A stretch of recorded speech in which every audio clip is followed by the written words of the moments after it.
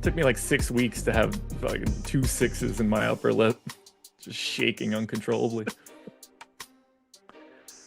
And we are live. Welcome to the NBA Deeper Dive, everybody. Monday, November 4th, an interesting day on DFS slates because we've got 8 games on DraftKings and 15 on FanDuel because every single team in the NBA plays today.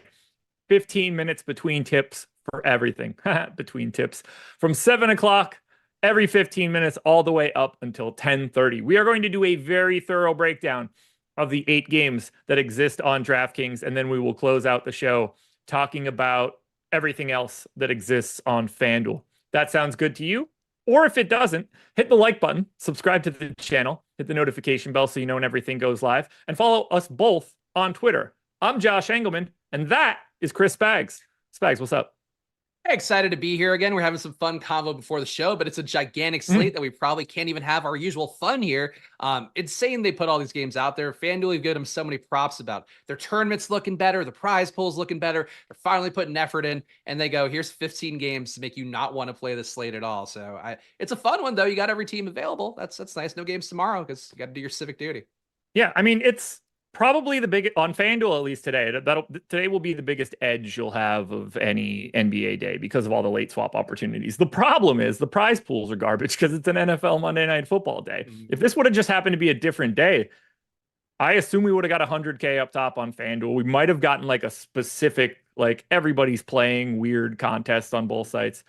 Because of Monday Night Football, they just didn't do that. So it's best I can see right now, unless something is already filled, 30K up top to FanDuel. Kind of a little bit of a bummer there. Not that that's not a lot of money. I don't mean it like that. But when that's 100, that's a lot of value that's out there for you. But you should be playing whatever you can play. We have late swap tools at Stokastic that will be updated for you for all of these games. If you're using our tools, that is a giant edge on a day like today. Yeah, I heard you say that on the strategy show and like swapping every 15 minutes. And like realistically, like I know it's what a lot of the top players do on every slate. You're doing that over and over again. That's why people don't like, the swap so much, or like because of the fact you just have to be locked in for the entire night. So hearing you say that, I feel like I saw the chat kind of rebelling a little bit on like the concept of it. And it's like, no, if you want to take this seriously, especially on FanDuel a slate like tonight, like you should be doing that. Every little bit of ownership updating. That's a new piece of the puzzle you have that you can probably get a little EV out of. So it sucks, but welcome to the game, I guess. Well, we have a lot to talk about, not a lot of time to do it. I'll talk about the schedule in a bit. I'll talk about the Millie promo that we are still running until tomorrow in a bit. But first, we are going to start this bad boy off in Milwaukee. Oh, the good thing is everybody knows the order of these games right now. There's no multiple games at the same time. Who's it going to be next? We've got Milwaukee, 7-point dogs in Cleveland, 227 total. Actually, I have a Q tag on Giannis. Everybody else that's normally available is available. On the Cavs side, Q-tag Dean Wade, Q-tag Karis LeVert, still no Max Strus. Wade got added earlier today. Cleveland side of this one's a little complicated. Luckily for us, this is the first game. So of all the games that could have some Q-tags on them, at least we're going to get this information somewhere in that 6:30 neighborhood. Let's start on the Milwaukee side. There's no ownership to speak of here. 13% to Giannis, none to the rest of Milwaukee, 5% for him on FanDuel, essentially none to the rest of Milwaukee. When you look at this, is this just Giannis or nothing? I think right now it would be, obviously, if Giannis were out, you're vacating an incredible amount of usage on the year. You're vacating 34% usage, 37% assist rate. We know historically when he's been out, you jam in your Chris Middletons. We don't have Middleton today. You jam in your Bobby Portises. We do have Bobby Portis today. So a key thing to know here that could break within the next few hours, I presume will break during live before lock, and then you'll know and can pivot off of there. But yeah, basically right now, Giannis is like one of the best players in the slate. These guys are 1-5 now, playing kind of extreme minutes to try to end the 1-5 schneid. So if this game goes, I mean, as long as they don't get blown out, which is, I guess, a faint possibility against Cleveland, Giannis is one of the best players in the slate. And then if he's out, the slate's completely different. So it's a fun little fulcrum point to start the slate with. Yeah, just something that we can do at like from 6:30 to 6:45 to change everything we're thinking about. Yeah. And hopefully the outcome will be the one we're expecting. But I don't know with this one, like you're already getting the trade rumors about him. Like he's talking to the media's like, oh, he's whispered that he wants to go to New York or Miami. Yeah. Like, is he going to hold out at this game? Because he like I don't know. I mean, Dr. Strain is not like that's serious enough to sit if he wanted to. Oh yeah, for sure. He's not going anywhere anytime soon. Okay.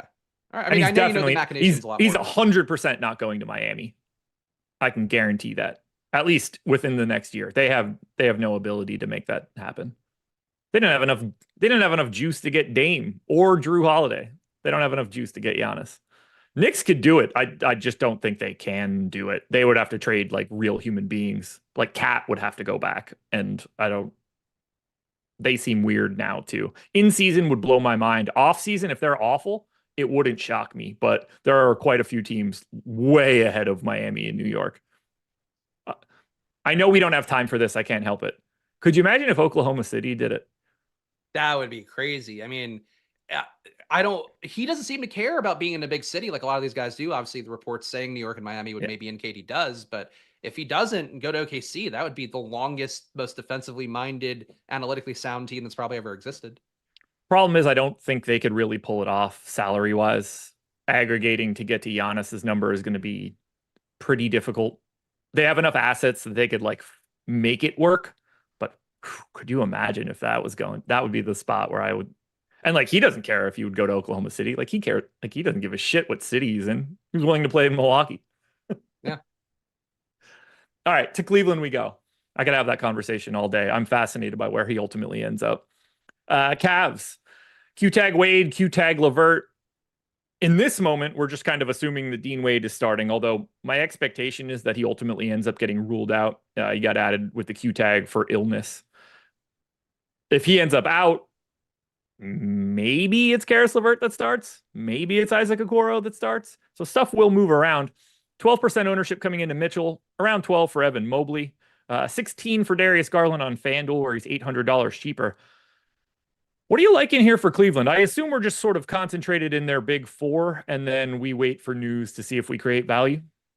Yeah, I mean, I think that for Mitchell, he came up a lot for me in some of the top sim ROI lineups with stochastic projections, which kind of shocked me. I'm a little bit lower on Mitchell than stochastic projections right now, where they have him at 43.6. So that could be part of the difference between my data versus the stochastic one, which always you should default to, obviously.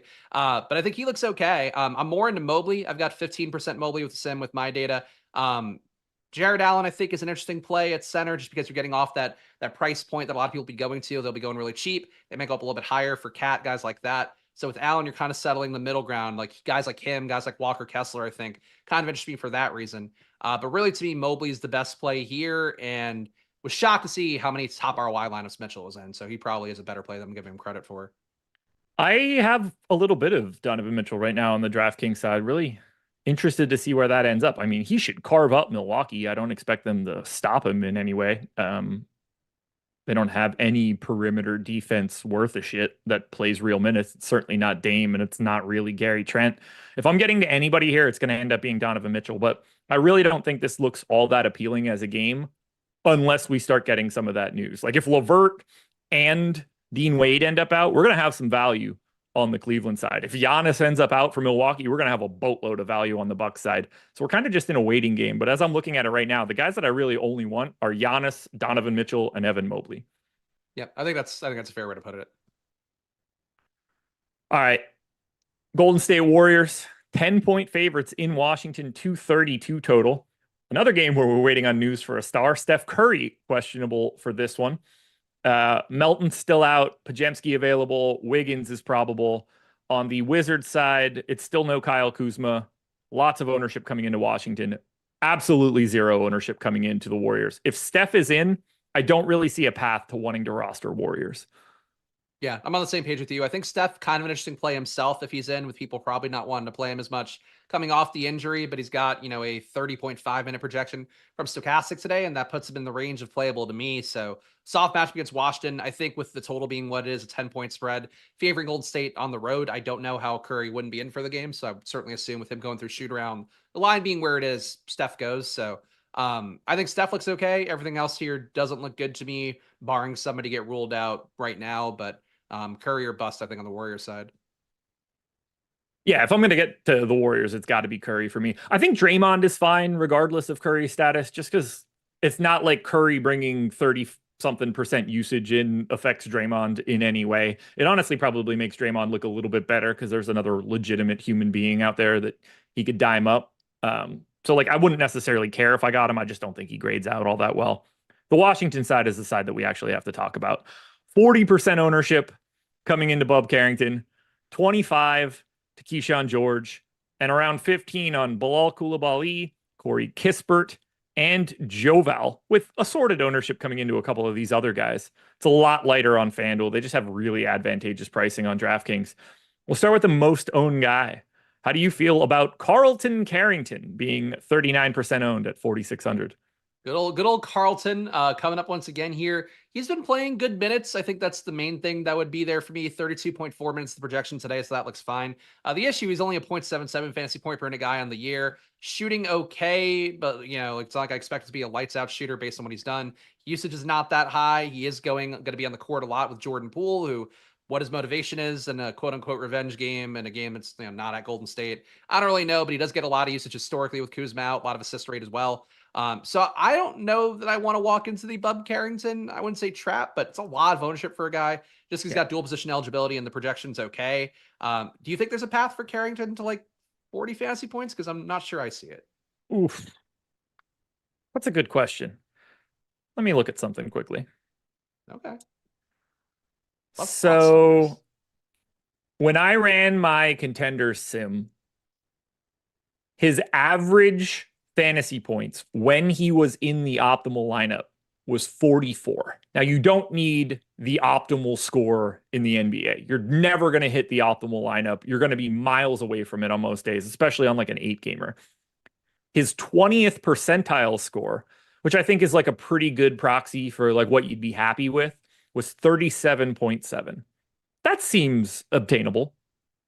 Okay. So yeah, that would put him in a range where I think he would look okay. I just like you watch the games, and I've watched enough Wizard games lately because I keep having either their players or players on the other side. Like you watch Coulibaly, and it's like he looks like a different player out there. Like he looks like 90% Kuzma out there when he's playing, he's shooting, he's got the ball pretty aggressively.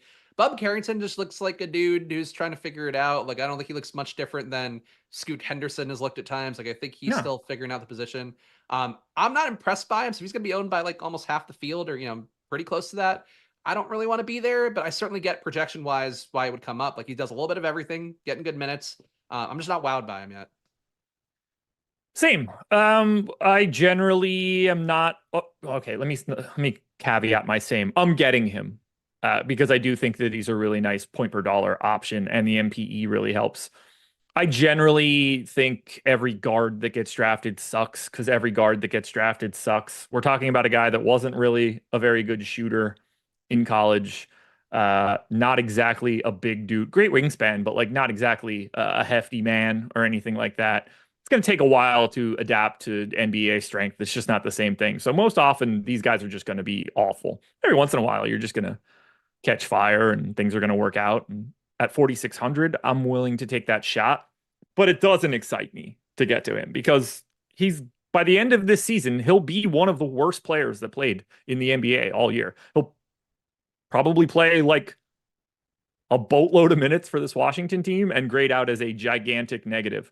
That has nothing to do with DFS. There's a reason he's 39% owned. Really cost effective today. How do you feel about Keyshawn George? 3,900, small forward eligible. He looks more interesting to me than Bub Carrington does.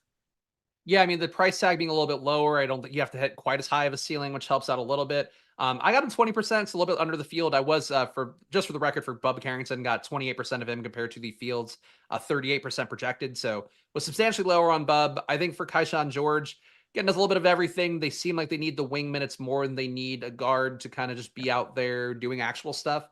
So I think for George, that works pretty well. The price tag, not a great per minute producer so far on the year, 0.7 flat, but a little bit of everything, a little bit of assists, a little bit of rebounding. So with the minutes projection on 27.5, I think that's enough for him to get him on the slate. Yeah, that small forward position is notoriously the hardest to fill on DraftKings. The fact that you can fill that with a sub 4K guy is pretty interesting to me. The guy I want to talk about the most, though, actually, I'll throw this to you. Do you have anybody else on Washington that you are getting to? Getting Koulibaly about 9% of the time, so a little bit under the field there. Getting Joval at 5%, I worry that his ownership, it was projected higher before the latest run of data, so I'm glad to see it's not chalk. It feels trappy, Jonas Valanciunas ownership, just given the fact that you're playing Golden State, expect to have Steph Curry back. Feels like you're not going to see closing time run for them, but with Bagley out, with the lack of bigs there, they're like maybe he would still get the run, I think is a question that Josh might be able to answer better. But those are the guys I'm getting a little bit of Joval, a little bit of Koulibaly, and got Kispert in some of the top ROI lineups, but I have no idea why that was happening. Because he's the best play on Washington, and that's what I'm getting to Okay. right now. 4,900 shooting guard, small forward eligibility for Corey Kispert. If we take a look at his minutes in the 2 games, now obviously there's context here, but Kuzma's been out for 2 games. Kispert played 37 and 31. He played 34 in the game previous to that when Kuzma did play 40. I gave him 32 minutes. I love him today. The fact that he's 15% owned is incredibly interesting to me. He has the best possible positional eligibility. That's a really interesting spot. Maybe it's the $4,900 price tag playing tricks on me because it's not 5K. I love him because of his lack of ownership in relationship to Bub Carrington and Keyshawn George. George is $1,000 cheaper, so it's a slightly different conversation. But Bub Carrington's $300 cheaper. And to me, Corey Kispert has a better position. I'd be shocked if he's not a better per minute dude. Obviously, Bub Carrington's rates are relatively new, so, small sample for him. But to me, Kispert projects as a better per minute guy, and he's more than half or less than half the ownership of Carrington. So it's not that I'm not getting Carrington. It's not that I'm not getting George. I think Kispert's just underowned. It's interesting. I think, there's sort of a Grady Dick component to him where, like, if they're going to hang this game, it's probably Kispert hitting a lot of shots on the wing. So I could see the logic for it. I agree. Fantasy points per minute, I would have Kispert at 0.75 today compared to 0.72 for Bub. Actually, no, Bub I have a 0.78, never mind, but 0.72 for George. So I could see the logic with Kispert. Again, he was in a lot of the top ROI lines with Stokastic. So look, I'm a little bit lower projected on him. I've got him at 24.3. Stokastic has him at 26. So that's, I think, the gap for me. But if they hang in this game, it probably is a Kispert heating up a little bit, just to close the gap between what's an obvious projection gap between these 2 teams. You like anything else from Washington? No, I mean, just a little bit of Jordan Poole. I think I still feel like there's a potential outlier day for him, but on this slate, I think there are better point guard plays and honestly better point guard shooting guard plays. So like Poole theoretically, but just didn't get there today. I got a super chat to hit on here from John Prince. He said, second in the Saturday mini max for NBA, running super hot right now. I appreciate all you guys for teaching me how to be a good DFS player. Big win coming. Second's great, man. I know you're going to want that first, though. Big old difference. But look, a second is just an unlikely or an unlucky first. Because it doesn't take much to get from 2 to 1, and you can't make you don't build lineups that are great for second place and not as good for first place. That's not a thing. So keep it up, man. Keep firing those bullets. Get them up in that top. Hope you catch. Pay yourself off. But congrats. It's fun to see. Los Angeles Lakers. Oh, actually, schedule for the rest of the day. I knew I missed something. Live before lock coming up next. That will be at 6 p.m. They'll take you all the way up until tip at 7. No playback show tonight because we've got NFL Monday Night Football and we have Monday Night Football live before lock kicking off at 7:15. They will take you all the way up until 8:15. And again, hit that like button. 1,200 people, 120 likes. The goal, 500. The goal right now, for the 1,000 of you that haven't done it yet, I want at least 80 of you to hit that thumbs up. Lakers are 6.5 point favorites in Detroit, 226 total. Everybody that's normally available for the Lakers is in. Probable tags on AD, Austin Reeves, and D'Angelo Russell. I would expect some sort of negative tag on Jackson Hayes to be incoming. Not for today, but maybe in the future. On the Detroit side, everybody that's normally available is available. Only guy getting any love on the Lakers on the DK side is LeBron at 17%. AD got to 13 on FanDuel. And then it's just like scattered to the other starters. How are you feeling about the Lakers here? Decent spot against the Pistons. I like the concept of AD a lot tonight. LeBron, I'm just not with as much. Got him a little bit lower projected on that. Certainly the minutes are still there. Production's still there for the most part. But the difference between, 1.21 fantasy points per minute this year, and what has been historically, I think, is enough to make me not want to flock there. Oh, the salary still being high enough at 9K. So I prefer AD by a good margin, especially on a slate like this, where you do expect a lot of ownership going to a guy like Luke Cornett. You sort of come over the top on that ownership wise with a player like AD who's been crushing on the year. I do like the game theory of that. Besides that, I got double the field of Rui Hachimura. I think just he works well. Like Josh talks about a lot, the small forward position sucks. Rui projects fairly well. Enough usage, enough rebounding for him. I've got him at 0.89 fantasy points per minute. So at his salary, I think that works. But I'm low on LeBron, high on AD. Got a little bit of Austin Reeves as well, but not much to write home about. Yeah, I don't have a ton of the Lakers side. I'd be fine with any of LeBron, AD, Reeves, Rui, or Russell, but they aren't really showing up for me. I've got a couple of other spots that I've got my focus on. Unfortunately, one of those spots is the Pistons. 20% ownership to Cade, 15 to Tobias Harris, 20 to Jaden Ivey, 10 to Duran. Scattered ownership to Tim Hardaway and Malik Beasley. Enjoy rolling the dice on those guys and figuring out which one matters. Guy I have the most of is Duran, which I hate because I don't ever like getting him. And I'm nervous that Isaiah Stewart is nipping at his heels. I also have 20% of Cade at this moment and a little bit under the field on Jaden Ivey. Those are the three guys that I'm looking at. I didn't get any Tobias Harris. I'm not mad about that. What are your favorite things from the Pistons? Relative to my difference from the field, I'm actually getting a lot of Beasley, getting 17% Beasley Okay. compared to 7.3. I did see with the Stokastic minutes write-up they do, where the data team or whoever's representing the data team on social media puts together some stuff and mentioned that it does seem like Beasley's flipped Hardaway in terms of minutes, even though I think the minutes projection still does mostly favor Hardaway. So if that's the case, taking Beasley, I think, has a little bit of game theory to it that people just aren't aware of. But also the fact he's just cheap enough. I've got him projected for about 22 fantasy points, which feels lofty, but on this slate, getting value for anywhere that's not Luke Cornett feels pretty good. So that's the main logic for that. I like Cade, got only 10% Cade. I don't want to be flat zero on him. I feel like the price is a little bit tough. A lot of good point guard plays in the slate, but he's playing really well in the year. Honestly, shooting better than I would have thought, producing well, rebounding, 1.17 fantasy points per minute so far on the year. So I think he looks good. Got Tobias above the field, got 22% of him. And Jaden Ivey is one I wasn't expecting to go crazy on today based on the projection, but got him in 15% of lineups, so a little bit less than the field, but still significant amount for a guy who I was surprised to see as 27% usage to start the year. Ivey's actually kind of taken a leap forward that I wouldn't have expected usage-wise with having Tobias Harrison. So Ivey looks okay. And Duran I'm not high on today for some reason, but I got a little bit of him. Yeah, I have him too, which is it does not excite me in a matchup against Anthony Davis, but grades out pretty well, so I can't be too mad about it. I don't have much else for this one. You have any thoughts on Ivey? Is he in play for you at all? I have 14%. I think he looks good. $5,900 price tag, solid. He's around a fantasy point per minute guy. I understand why he's getting the ownership. Might be a hair too owned. I think that's probably why I'm a little bit lighter, but he's in 14% of my stuff. I fully expect to have him by the time we get to lock. He's contributing a little more than I thought for him. So I don't Yeah. know. Just stood out to me that I wasn't paying enough attention to Jaden Ivey's kind of enough of an ascendance that he actually looks like a little more playable than I would have thought. The Boston Celtics are 10-point favorites in Atlanta, 231 total. Now, this is a unique spot for Boston. Jaylen Brown out again. Hauser available. Everybody else is normal for Boston. Atlanta still has no Bogdanovich, no Hunter, no Vic Krejci, no Seth Lundy, no Kobe Buffkin. So all those guys are still out. Boston side's pulling absolute ton of ownership. 20 to Tatum, 20 to White, 20 to Pritchard, 15 to Drew, 10 to Kata, just shy of 10 on Horford and Hauser.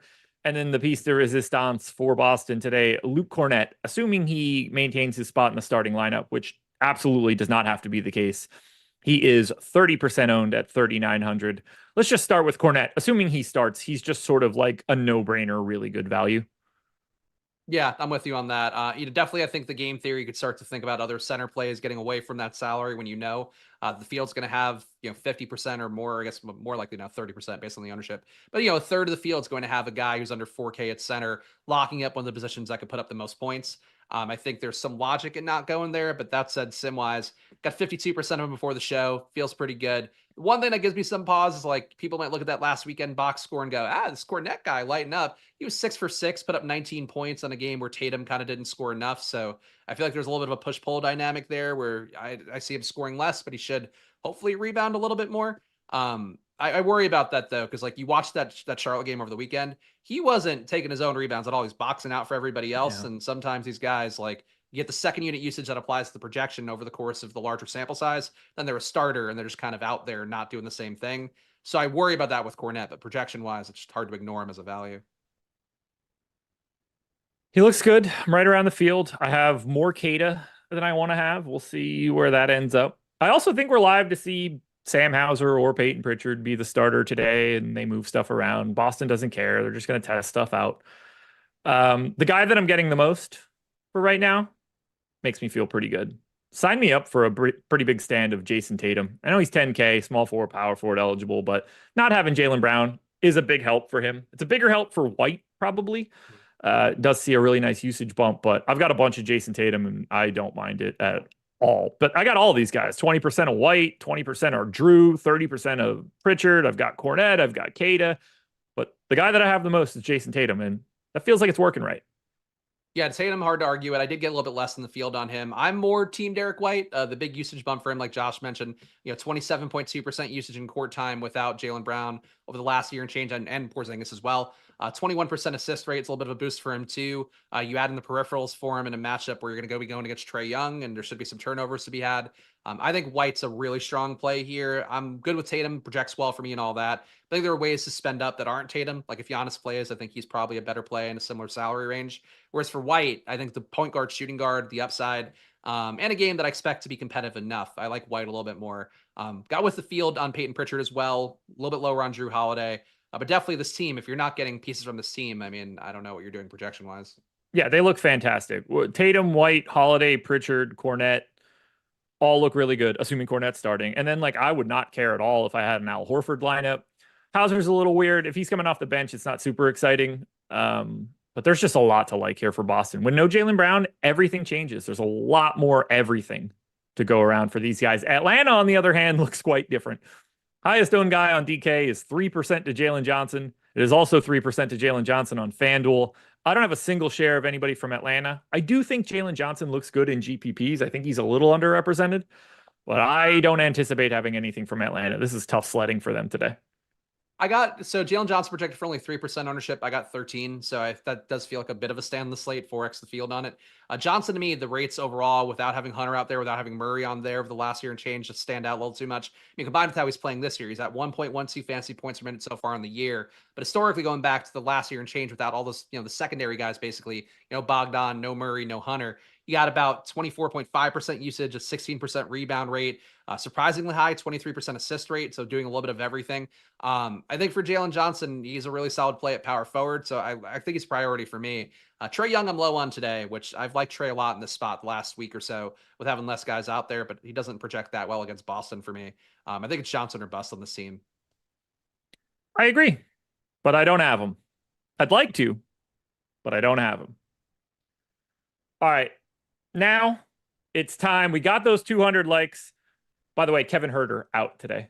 That is relevant for our slate. We'll get to Sacramento in a bit. 1,400 people in the door, 200 likes. Now the goal is 300. So for the 1,200 of you that haven't done it yet, I need at least 100 of you to go ahead and hit that thumbs up. We got to talk Mill. It's a perfect day to do this. There is an NFL game tonight. You can sign up for any NFL package that we have, weekly or monthly. There are links in the description of this video. I assume Jordan's going to drop one in chat. You can sign up and get 30% off of any NFL package we have using the promo code MILL, M-I-L-L. The reason we're doing this, not yesterday, but a week ago, although yesterday almost got it too. Shout out to Matt Bellman. I think he finished third in the Millie. Last week, Rick 12324, that lovely Stokastic avatar, used our tools and finished first and won $1 million. And we wanted to reward you guys with a little bit of a deal. Laffy and Rick recorded a video for like 15 minutes breaking down how he uses the tools, what he was thinking for the slate. So you can get an idea of what a Millie winner was doing with our stuff. But you guys can also get 30% off. This will work for you tonight. If you want to play Monday Night Football Showdown, you can sign up right now and have access to all of our simulation stuff, all of our projections, our ownership, our top plays for Showdown, everything. All you have to do is click the link either in chat or the description, or just type in the promo code MILL, M-I-L-L. This offer expires tomorrow. There is no football tomorrow. So just go ahead and get it right now. Game number 5, Memphis Grizzlies. 5-point favorites in Brooklyn, 224 total. By the way, I like Brooklyn in this one if you're going to bet the game. I don't have any ownership going to Memphis right now. They are unowned. 4% to Jalen Wells, Santi Aldama, or Jaren Jackson are the high marks there. Wells did get to 8 on FanDuel. I do think Wells is a little underrepresented on DK just for the minutes that he's playing and for his position. Not a great per minute dude. But I'm not finding a lot that I like here for Memphis because I think their minutes are just going to be really muted. Yeah, I got 5% of Morant, a little bit more than 5% of Jackson. That feels about right to me. John Morant, it's weird because like I know people asked on a couple pieces of the content last week, like, oh, John Morant, you're going to play him. And it's like projection doesn't fully align. If you isolate the minutes now with Smart being out today, Desmond Bane being out, the rates get good enough with Morant that even with him projected for 31.2 minutes, he, I think, looks playable to me. He's had 37% usage of 55.2% assist rate and like 1.6 fantasy points per minute in the core time over the last, whatever, the time he's played and not been in jail or not in jail, but, jail adjacent, NBA jail. He's been putting up like 1.6 fantasy points per minute without those guys out there. So I think he's an interesting play, especially because Brooklyn, as Josh mentioned on the strategy show this morning, like they're a decent team right now. They're like a 500-ish team. They're playing competitively. So I think Morant's an interesting turn and play with nobody being on him, but that's more of like a squinting your eyes play than one that I think the field's going to be acting on a lot. Yeah, it's not that I mind getting to Ja Morant, but you need him to do the same thing he did last week, which is be ridiculously efficient in a very limited amount of minutes for Ja Morant. I just don't expect him to go out there and play like 35 in a competitive game against Brooklyn today. And that kind of limits that upside, but we just saw him drop almost a triple-double in the first half a couple days ago. So it's certainly in him. The Brooklyn side's a little different. Close to 20% ownership coming into Cam Johnson, and then around 10 for Schroeder, Cam Thomas, and Dorian Finney-Smith. Brooklyn has a Q tag on Noah Clowney and a Q tag on Jalen Martin. No Ben Simmons, no Day'Ron Sharpe, no Trendon Watford. So they are a little limited on bigs at this moment. What do you like here for Brooklyn? I've got a bunch of Cam Johnson and not a ton else. Getting Cam Johnson, I feel like he works well in those wing spots with the dual position eligibility. So being with the field on him, easy to do. I got 17%, feels going to be at 18% based on Stokastic's ownership projections. Got Finney-Smith a little bit more than I probably want to, but I think it makes sense, especially if Clowney were out. Probably see a little more Dorian Finney-Smith playing a 5, I guess, or I'd hope be how I'd view that. But I think his salary mostly being at an okay position as well. That works for Finney-Smith. Relative to that $4,500 salary on DraftKings. The guy I'm really over the field on, though, is Schroeder. I think the thing that the field's messing up with Schroeder is that they're playing him sometimes on days where Simmons is active, and it's like he's not the same player, much more secondary player. So I think on this one, where it's like they've gotten burned now a couple times by trying to play him with Simmons, now the ownership's not there. I think this is where you go to him. His rates without Simmons on the court, along with some of the other high usage guys in Brooklyn not playing, 24% usage, 39% assist rate. I would have him at 1.2 fantasy points per minute tonight, which is a little bit aggressive, but I think just as more of a reflection that I think he's underowned at 9%. I'd like to be double that. Right now, I'm a little bit more than double. So I think Schroeder to me is a standout play potentially, especially with Cam Thomas getting a good amount of ownership for him. Ooh. Giannis Antetokounmpo out. Oh, well, that breaks everything. So obviously that's going to move around a lot on Milwaukee. We're going to create some value. We've got a ton of usage to go around. I'm guessing Dame is now much more interesting than he was before. I think Andre Jackson is probably the guy that's going to look pretty interesting here for Milwaukee. Flat 3K, point guard, small forward eligible. Guessing he gets north of 20 minutes in this spot. Live before lock guys will be able to break this one down a lot better once the data is updated on the site. Obviously, Bobby Portis goes from a guy we weren't looking at to a guy we're looking at significantly closer now. So keep your eyes peeled for the updates for data. The live before lock guys will be able to hit you with everything you could possibly want. I like that Schroeder shout. Him not having Ben Simmons around is definitely a different role for him, and I do think you need to project him a little bit differently. Cam Johnson, 5,800 and 29% of my stuff. I think he's just sort of the easiest guy to click on from Brooklyn, but I like Schroeder in GPPs. I have like 2 or 3 shares of Cam Thomas, nothing crazy. He's definitely going to let it go. Whether or not it goes in is always up for debate, but I'm sure he's going to take 25 shots. Look at chat going crazy now. The rates, by the way, I did just pull in the rates. Obviously, we haven't got the minutes update yet, but Portis historically over the last year and change without Giannis, without Middleton, Portis 1.3 fantasy points per minute, Lillard 1.48, 36% usage, 38% assist rate. Nobody else here seems like they get that much, but Andre Jackson, I think, could be a value with him contributing a little bit in every category, 0.84 fantasy points per minute. We just talked about this team, sort of. Sacramento Kings, 1 point favorites in Miami, 224 total. As I mentioned a couple seconds ago, we just got word Kevin Huerter will be out for this one. He was out in their last game as well. The old Doug McDermott spot start. And then for Miami, Jaime Jaquez is out for the Heat. Now, we didn't have any ownership at all coming into Sacramento. Does the Huerter news make you think you're going to get to these guys? I like Sacramento and GPPs. They're like guys that I would pivot to if I had a really chalky lineup and needed to make a 1v1 swap. I don't see anybody that's a priority on Sacramento. But what do you want to do with these guys?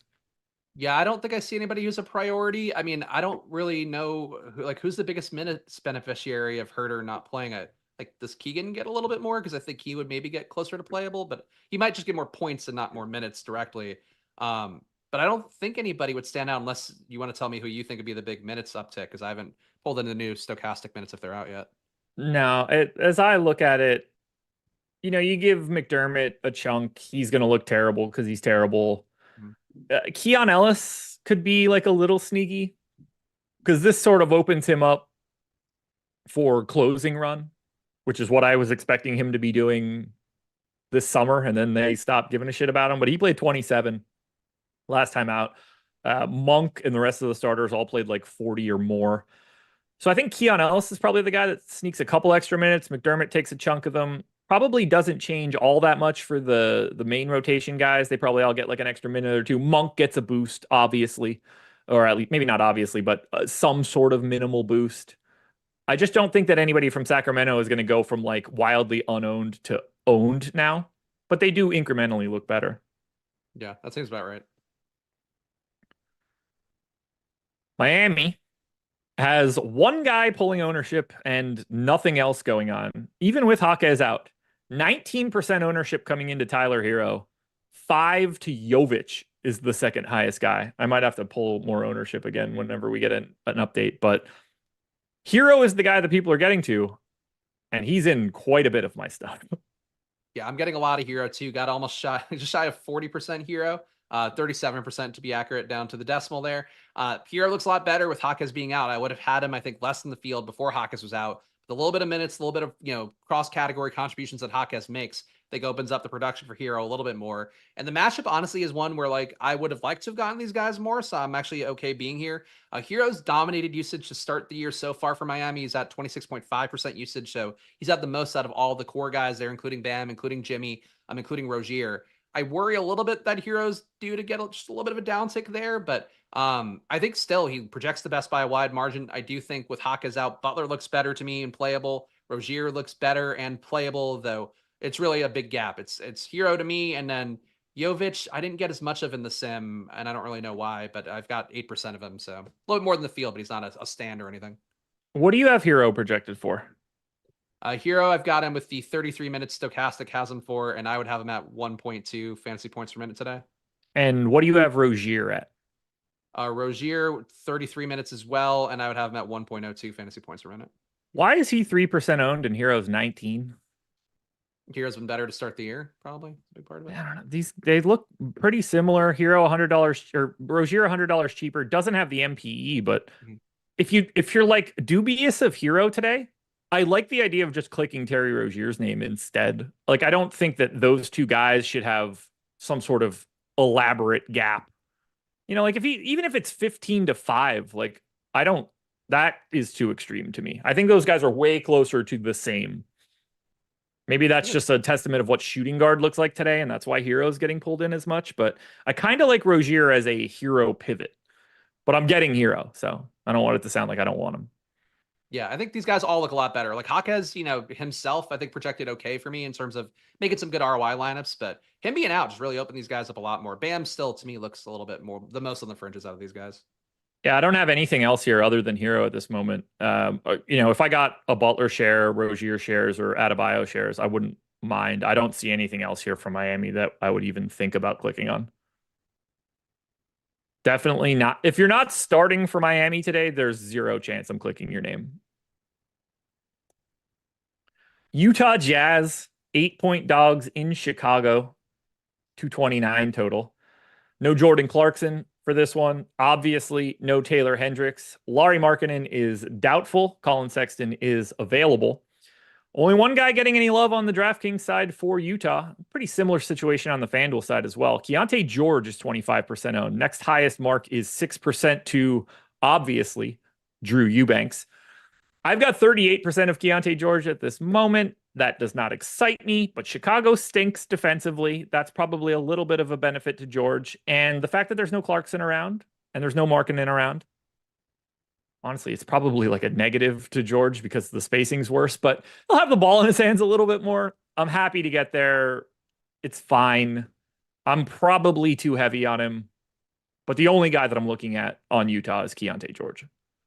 So I'm getting George 15%. I'm getting less than the field on him. I do think he looks okay overall. Like Josh mentioned, a good matchup against Chicago. Right now, one of the fastest paced teams in the league, also not defending very well. And Utah, I would say, desperately due for positive regression and shooting. George, I feel like we've talked about in a few slates, but he's shooting on the year 42% true shooting, rounding up by a little bit. That's coming with 26% usage, a really high assist rate, about 37% there. So, like, he's touching the ball a lot. He's dominating the ball. At a certain point, it probably does get better for George. These kind of matchups against Chicago where you would start to expect him to kind of chip away at really subpar numbers where the rates are there, but he's not hitting shots at a decent clip. So I think chasing George slate to slate, at least to some amount, is probably a good idea. One guy I'm higher on that it sounds like you are, and I got Eubanks a little bit more in the field, so you got 7% of him. But I think Kessler is an interesting play. Sim-wise was a little bit low on him, but I really think he's at a price point where like we know he can put up 50, number one. Number two, he's not near the cheapest guys, not near the most expensive guys. And it's also a spot against Chicago where like you need a big out there. They're not great shooters either. They're certainly better than Utah is. Like there's rebounds to go around. There's probably 4 quarters of run to go around, I would think. So I like Kessler a little bit more, and I'll probably get to like 10% of him, despite whatever the sim gives me. Don't hate the shout. He's going to be out there, going to start, going to close if it's competitive. So no problems going to Kessler. Oh, the Bulls. So FanDuel has Giddey 30% owned and Josh White. Yeah, Josh White. Kobe White, just north of 20. On DK, it's, well, let's get the injuries too. Giddey probable, Levine questionable, Jalen Smith probable, Patrick Williams probable. So we are waiting on the Levine news, which will have a massive trickle down effect to the rest of Chicago. 18% ownership to Giddey, 16 to Vooch, and then 10 to Levine, White, and Dosunmu. What do you like from Chicago? Because they're casting a pretty wide net in ownership. Yeah, just got a little bit of Giddey. Everything else here, I'm a little bit lower on than Stokastic has, so I didn't get to more than 2% of Vooch, Levine, and Kobe White. Giddey, though, I think projects well no matter what. The issue is, I think we've talked about a few times, he's point guard only, so you really have to make a choice for Giddey, and I'm not sure he's got that slate-breaking upside at point guard with some of the minutes to go around. The guy I'm getting the most of overall on the Bulls is actually Ayo Dosunmu. Dual position eligibility, got a decent projection on him. He's only 9.5% owned. He has lost some usage overall, and just having Giddey out there playing point. Levine theoretically should be assisting more, even though he's not so far to start the year. With only a 13% rate. But Dosunmu with 27.7 minutes projection, I think looks pretty good. So I think he's more playable. With how Milwaukee's going to move stuff around, that might change completely. But for right now, got a lot more Dosunmu than I would have thought. I'm neutral to the field on Dosunmu. I'm neutral to the field on Josh Giddey. At this moment, I don't have Kobe White or Zach LaVine. I'm 2Xing Vooch. I don't mind it. I mean, again, same thing for him. Yeah. Like he's got to go against Kessler. Kessler's not that good. He still runs the offense at a decent clip. Like I feel like his rates haven't fallen off the cliff. Yeah, I mean, I just don't like getting him because I think he's bad. But 7,900, no real competition for him. Playing like 35 minutes a night. Utah's is equally not very good. If you think the Bulls defense stinks, let me introduce you to the Utah Jazz, who are worse. So right now it looks like I'm going to be getting to Vooch in this spot. We'll see what that ends up looking like as we get closer to lock, because obviously we've just created a bunch of value with Portis, so that's going to affect my forward and center exposure a little bit. But I've got my eye on Nikola Vucevic today. Don't start the Vooch slander. The Vooch slander started 4 years ago when he started being dog shit, and it has only been a gigantic straight line down. The dude's awful. He shouldn't have even been the starting center for Chicago last year, and yet here we are. It'll give you 40 fantasy points most nights. Yeah, just enough to not win. The New York Knicks. He's had 70-point days. He's done. That's not piss on Vooch's career as a fantasy player. Years ago. Yeah. What was it? Orlando, Philly, where he put up the 70-point triple double? Probably. It was probably at USC. Right on. I mean, we all know that people that go to USC are incompetent and worthless in everything that they do. Ronnie James is doing fantastically right now. Josh, he's got great usage, great assist rate on his 2 minutes a game. I think he's got 20% true shooting. USC is doing great. We're fine. Caleb Williams, that guy. Oof, what a quarterback. I'm doing this show with the Bronny James of DFS. I fucking wish. I wish I would get that influencer money. Are you kidding me? He's got it made. He could never play a good minute on the court and he's fine. It was more of a talent comment than anything else. Oh, well, hey. He'll have a better podcasting career than I have when he's done. For those that don't know, Spags went to USC. Proudly. Otherwise, that joke went over everybody's head. Knicks and Houston. Okay, this is the final game on the DraftKings slate. There are no more. Everything we're going to talk about after this is going to be with the FanDuel lean for the final 10 minutes.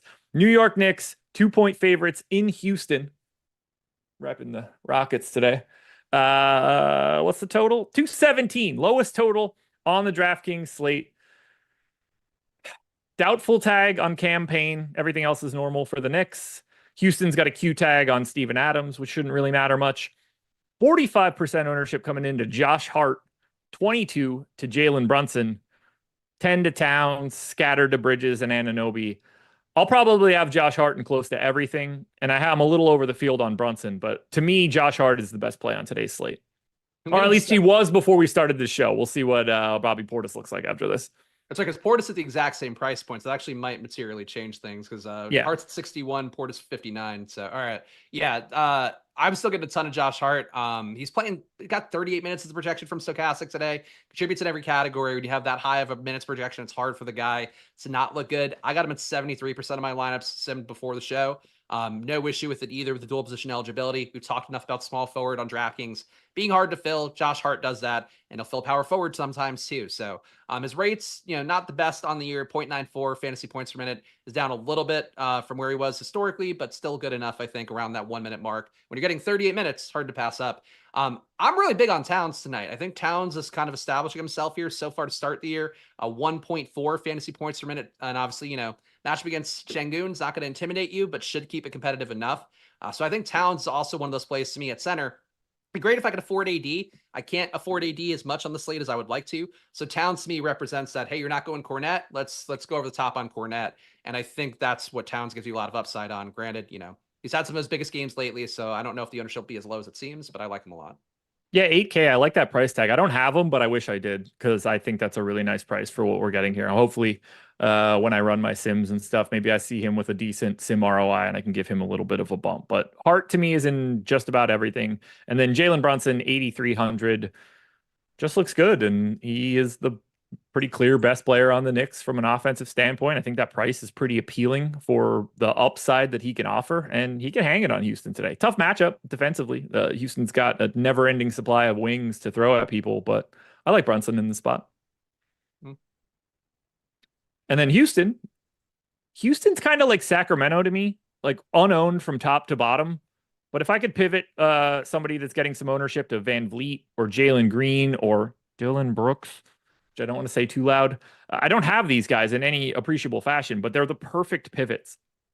I just don't want to take them because they're running into a buzzsaw in New York. Yeah, Tari Eason, I got a little bit of, but you missed out on the big game. I don't need to go to Tari Eason now, but he's been playing pretty well in the year. Rebounding at a good clip, almost 20% usage, assisting enough. So I think Tari Eason, vaguely interesting. But the only guy I really got was Şengün. Again, the same thesis there at center when you have the pay down center going up a little bit more for a higher price guy. And Şengün, Josh covered it at length on the strategy show this morning. Şengün had a weird stint over the weekend where he played like 1 minute in the second quarter, then left immediately, I guess, because he got hurt, and then he was fine to go in the second half and was okay. But Şengün in the spot, again, a big going against him. Feels like he has to be on the court more. I suppose they could go the opposite and go Jabari Smith at the 5 or something like that. But I like Şengün in the spot, and I think that he and Towns together, I think kind of interesting to play them both in a game that I expect to be competitive, and the centers project really well for me.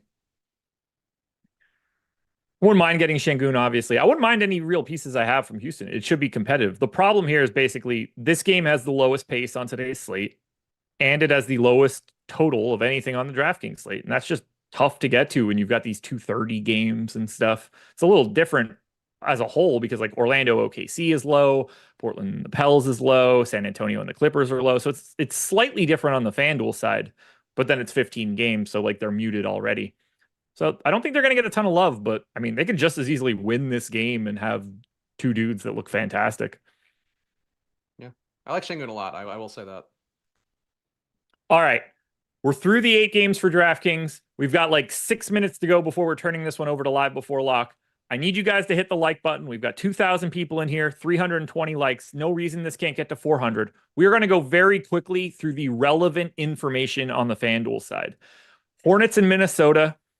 Hornets are 10-point dogs. We are still waiting on the news for Brandon Miller, who's questionable. We're still waiting on the Rudy Gobert news, who is questionable. Only Julius Randle is in double digits in ownership for either team at 16%. I do think he grades out as the best play in this game. Obviously, the status of Brandon Miller and Rudy Gobert could change everything on the FanDuel side. Do you have any specific look to Charlotte or Minnesota? I think Trey Mann, vaguely interesting, just the fact he's producing pretty well and been just shy of 28% usage on the year with a 21% assist rate. More than I would have ever thought possible of Trey Mann when LaMelo Ball's in there and actually playing a full assortment of minutes. With you for FanDuel, though, Randall looks like one of the better plays, just given the positionality of that and just how he's been playing on the year. But really, man, I think numerically is the only one that stands out. I'm surprised there isn't more value with not having Richards in. And of course, Mark Williams perpetually never in. But really, nothing feels like it got opened up by these guys being out. So, yeah. Orlando and OKC. Obviously, we don't have Paolo Banchero here for Orlando, but it doesn't just stop there. No Wendell Carter Jr. either. Goga Bitadze is available. On the OKC side, same guys that are normally available. OKC is unowned. I don't really see much here. They're really managing their minutes. They're incredibly deep. This is still a very tough defensive matchup. This 217.5 total matches New York and Houston. Only guy getting any love on the FanDuel side is Mo Wagner, 5,200 power forward center. Again, no Wendell Carter Jr., so I understand why that's happening. I don't think that I would have anything else here from Orlando or OKC. I'll defend Jalen Suggs a little bit because I think his run lately is worth, and I feel like I've mentioned him on every show, but especially with Banchero out, I feel like the upside's there from a little bit more, so just in terms of a tournament play and maybe exceeding his price tag, I think he could potentially do it. But Wagner, I'm with you on that being a decent FanDuel play. Probably wouldn't go to Bitadze, even with him having an okay projection. It's just hard to win that position on FanDuel. Jalen Williams, maybe a FanDuel play. I'm surprised I'm as projected as highly as I do, but the price tag's high enough where that might be a little bit tougher. But he's been great to start the year. Jalen Williams, 1.2 fantasy points per minute, which is shocking to me. There we go. Portland and New Orleans. Portland's 2.5-point dogs. Robert Williams III, Time Lord, probable. No idea what they're going to be doing there. Not like he's playable. Nobody's getting any real love from the Portland side. Zion and Brandon Ingram are both 20 to 25% owned for New Orleans. They're still without Herb Jones, CJ, Trey Murphy, and DeJounte. But there's a Q tag on Zion and a Q tag on Jordan Hawkins. How are you feeling about Zion and Ingram here? I like Zion a lot more than I like Ingram. Yeah, I have Zion a little better projected today. I think he's generally been the bigger beneficiary of not having McCollum and Murphy and some of those guys out there. So Zion just plays more on the wing. I have him projected for 1.43 fantasy points per minute today, so I feel pretty good about his run out overall. But Zion, pretty much any slate where we're down on guys in New Orleans, I'm willing to play. If you're playing on DK's Turbo or whatever, or on FanDuel's. Ingram, I'm also okay with. I feel like if you're not playing Zion, Ingram gains an appeal because the assumption Zion doesn't hit his ceiling, you get a little better shot for Ingram to do it. But it does seem like there's been some separation, I think, overall in the usage this year where Zion has the ball in his hands a little bit more, even with Ingram having the same theoretical opportunity, and even the way they were handled in the offseason, like Ingram not a priority. But Zion, I think, looks good. And the Portland side, I think, like you mentioned, really nothing on Portland. Indy and Dallas. Pacers are 5-point dogs in Dallas, 237.5 total. This is actually the biggest total of any of the 15 games. No real ownership coming into the Indy side. 13% is coming into Benedict Mathurin. We still have the Q tag on Andrew Nemhard, and Aaron Nesmith and Isaiah Jackson are both out. On the Dallas side, it's still no Maxey. Everybody else that's normally out is out. How are you feeling about that Mathurin ownership? I get it. Yeah, I get it. I think he projects decently okay for me. Don't really have an issue with it overall. Obviously, you have a lot of guys here, but I think Mathurin, it's hard because I feel like I never get the Mathurin games right. And he does have these games where it's like he's a guy you can't miss out on. I don't think this is one of those games. And I kind of like Siakam a little bit more relative to the projection part of it. So I'm okay with the ownership on Mathurin, point being, but I don't think he's like a must have play if you wanted to fade him and go somewhere else. I agree with you there. At some point in time, he's going to stop shooting 70% at the rim. Mhm. Luka's 10% owned. Everybody else is low single digits. As I look at Dallas, it's really, if I'm going to play anybody here, it's Luka and nobody else. Yeah, Luca. I mean, if you're going to go cheaper at center, I could see maybe going Derek Lively's way. But yeah, I think it's Luca. Honestly, I'm okay with Kyrie, but the DK price tag's a little more appealing than the FanDuel one, so probably not actually a play. Toronto and Denver. Raptors are 10.5 point dogs in Denver. Still no Barnes, no Bruce Brown, no Kelly Olynyk, probably no Emmanuel Quickly. On the Nuggets side, we are without Jamal Murray. Nothing interesting at all from Toronto. Just GPP plays if you want them. Call it 10 to 15% ownership on Jokic, Porter, Christian Brown, Aaron Gordon. You could rotate through any of those four main dudes for Denver. But the one thing you have to do today is play Russell Westbrook. 5,400, point guard eligible, and 72% owned. I get it. He's going to play 30 minutes. They don't have any other choice. He's awful, like next level dreadful. Really good DFS play on FanDuel today. Yeah, producing still, 1.1 fantasy points per minute. Actually, no, that's what I'd have for him today. One flat on the year for Westbrook, but like Josh mentioned, he's got a 29.8 minute projection for him. And RJ Barrett, I think, still interesting. Like if they stay in this game, it's got to kind of come on the back of RJ Barrett. So I'll highlight him. Him and Pirtle, I think, still project fairly well, but my projections are not really buying in on the Grady Dick run so far, the Sun run he's had in this last week or so. Dean Wade out, Levert out. So Cleveland is now going to look a little bit more interesting with value. So that Milwaukee Cleveland game has all three dudes ended up out.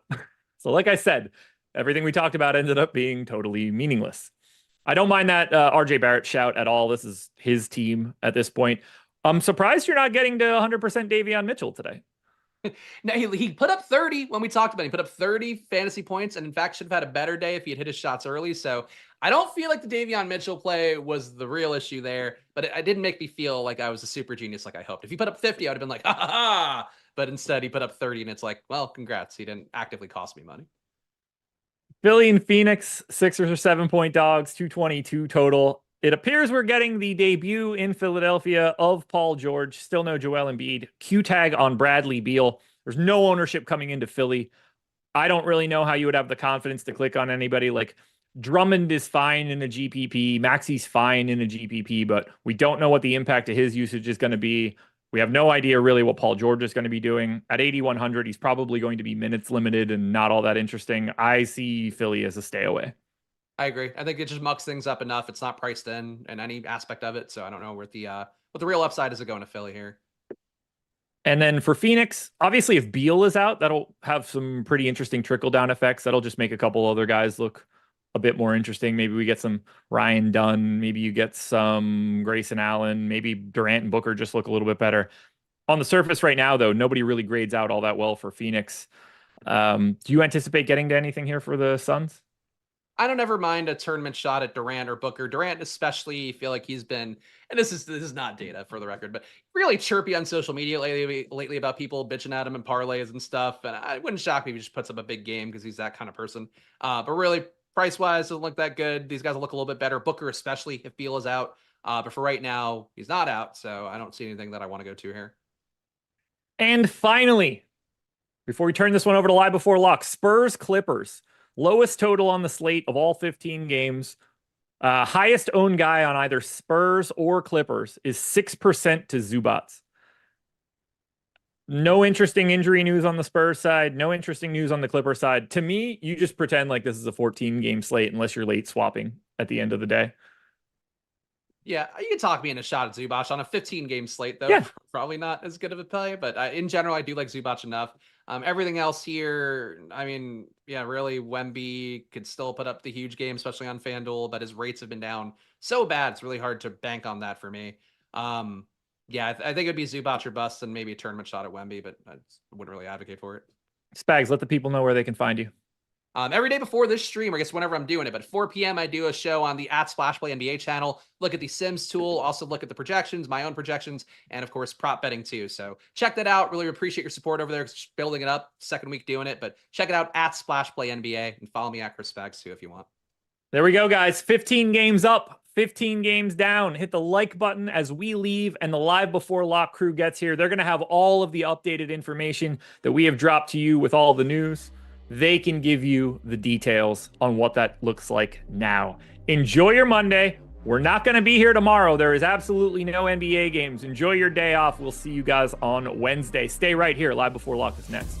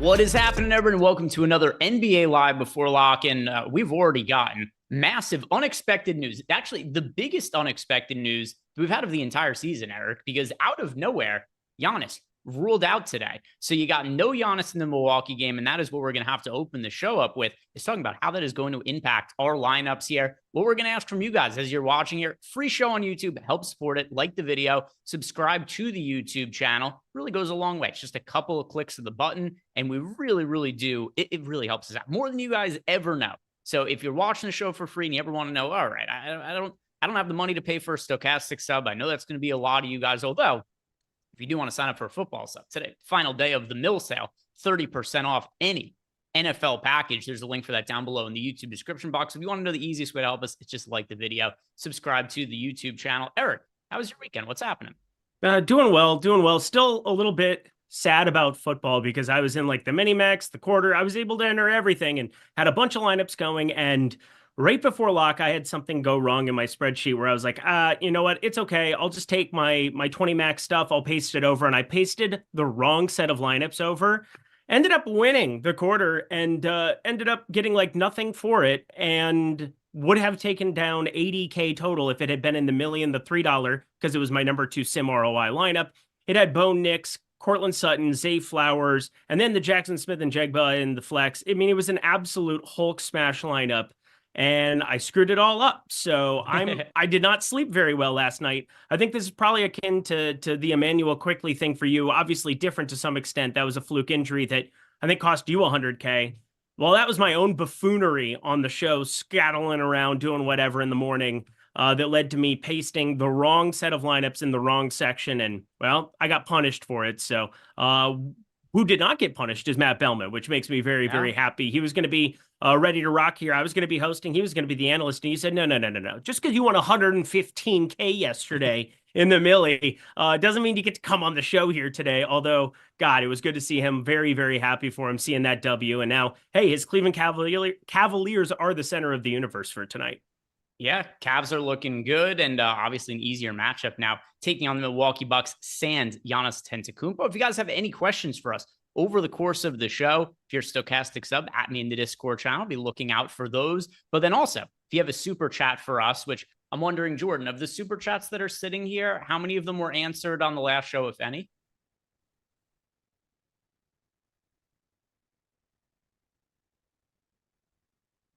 All right. So really quick, we get this out of the way. Joey. So this is Joey Corman. Who knows? But Joey wants to know, which spreads and totals do you guys like today? I do have one spread bet for tonight, Eric. I don't have any bets on totals. Any spreads that you're liking? So totals, I really haven't bet a lot of totals early on in this season. I think I've bet maybe 1 or 2 overall. It's a market that I think, moves a lot overnight, and I try to do the best I can with those night before, but hasn't always been my most profitable spot. So kind of lean into spreads. I do have a lot of spreads that I like. Ended up on Chicago a little bit early. That's moved since then. Ended up on a number of different spots. The Knicks, which are -2, -1.5, just about everywhere. Ended up on Dallas at 4.5. They're at 5 now. And Oklahoma City, 11.5. They're now sitting at 13. So got some nice closing line value. Don't mind the Golden State piece either. Although the juice keeps coming up on that. The number keeps rising, 9 to 10 to 10.5. I like more spreads than I generally do on a slate of this size. Yeah, so the only one I bet, it's actually Washington. That's a very, very wide line for a home team, and I know that Washington is clearly not arguably the worst team in the NBA this year.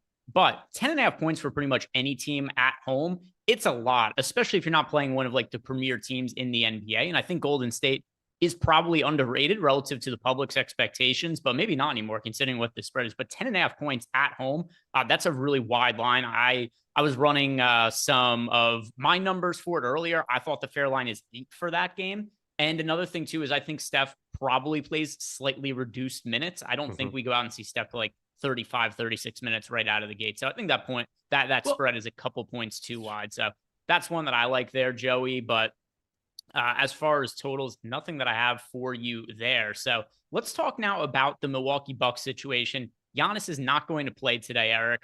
With that now known for sure, who benefits? And we have to keep in mind too, Chris Middleton also out for the Milwaukee Bucks. We don't know when the hell he's going to be back.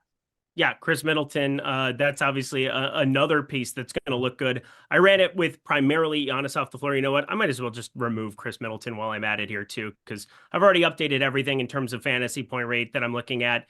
And the first guy right off the bat is Damian Lillard, 1.48 DraftKings points per minute with Giannis and Middleton off the floor, 718-minute sample size going back to last season. So, I mean, it's absurd, the bump that he's going to take. Plus, Cleveland, a little bit more attackable in the front court, if you will. We've seen some decent enough spots like Jalen Suggs at Mega Chalk.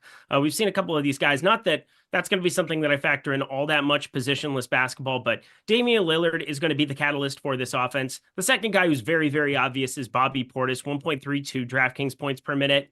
But now it starts to get a little bit interesting because we're going to have to carve something out here. And don't forget, there's also Malik Beasley, who's going to be out for this one, who's generally somebody who's supposed to be on the floor for shooting purposes. I'm not sure how much Gary Trent I'm going to land on here or Taurean Prince here at 4,400.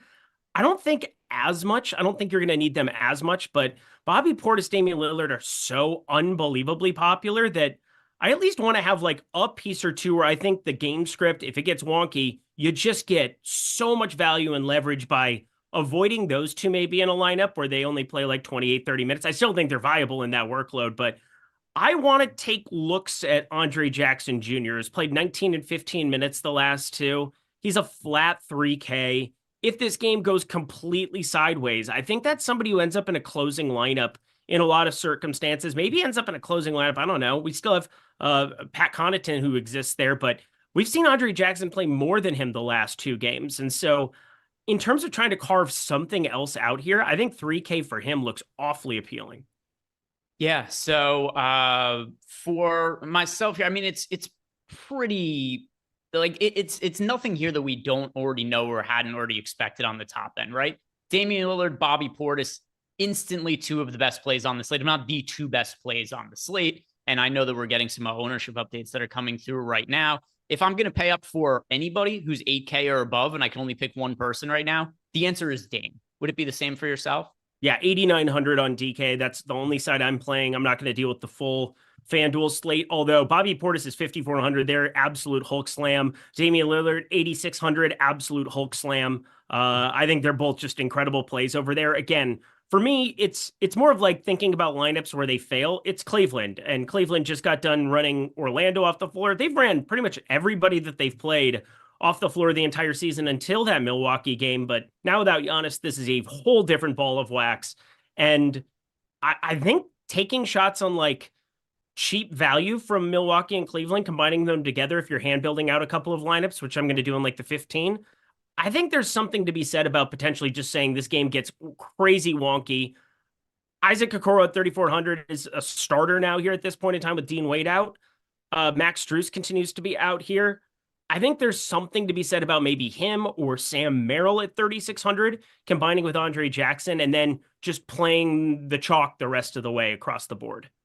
Yeah, and I had run updates for the Bucks side, and then what ends up happening, the Cavs guys get ruled out, so we're getting ready to start the show. More news comes out, and didn't quite get to running updates for the Cavs side, but it's still going to be important. Bucks side certainly, though, more important, like the grand scheme of things as far as where things are going to land. We have Isaac Okoro projected in a way where he's viable, but not like a must play or anything like that. We got Isaac Okoro, 18 fantasy points at $3,400 over on DraftKings using his pricing there. And then Sam Merrill, 16 fantasy points at his $3,600 price tag on DraftKings, $3,500 on FanDuel. Like if you had him in a lineup or two, it's not the end of the world, but not guys that I'm going to have much ownership to, Eric.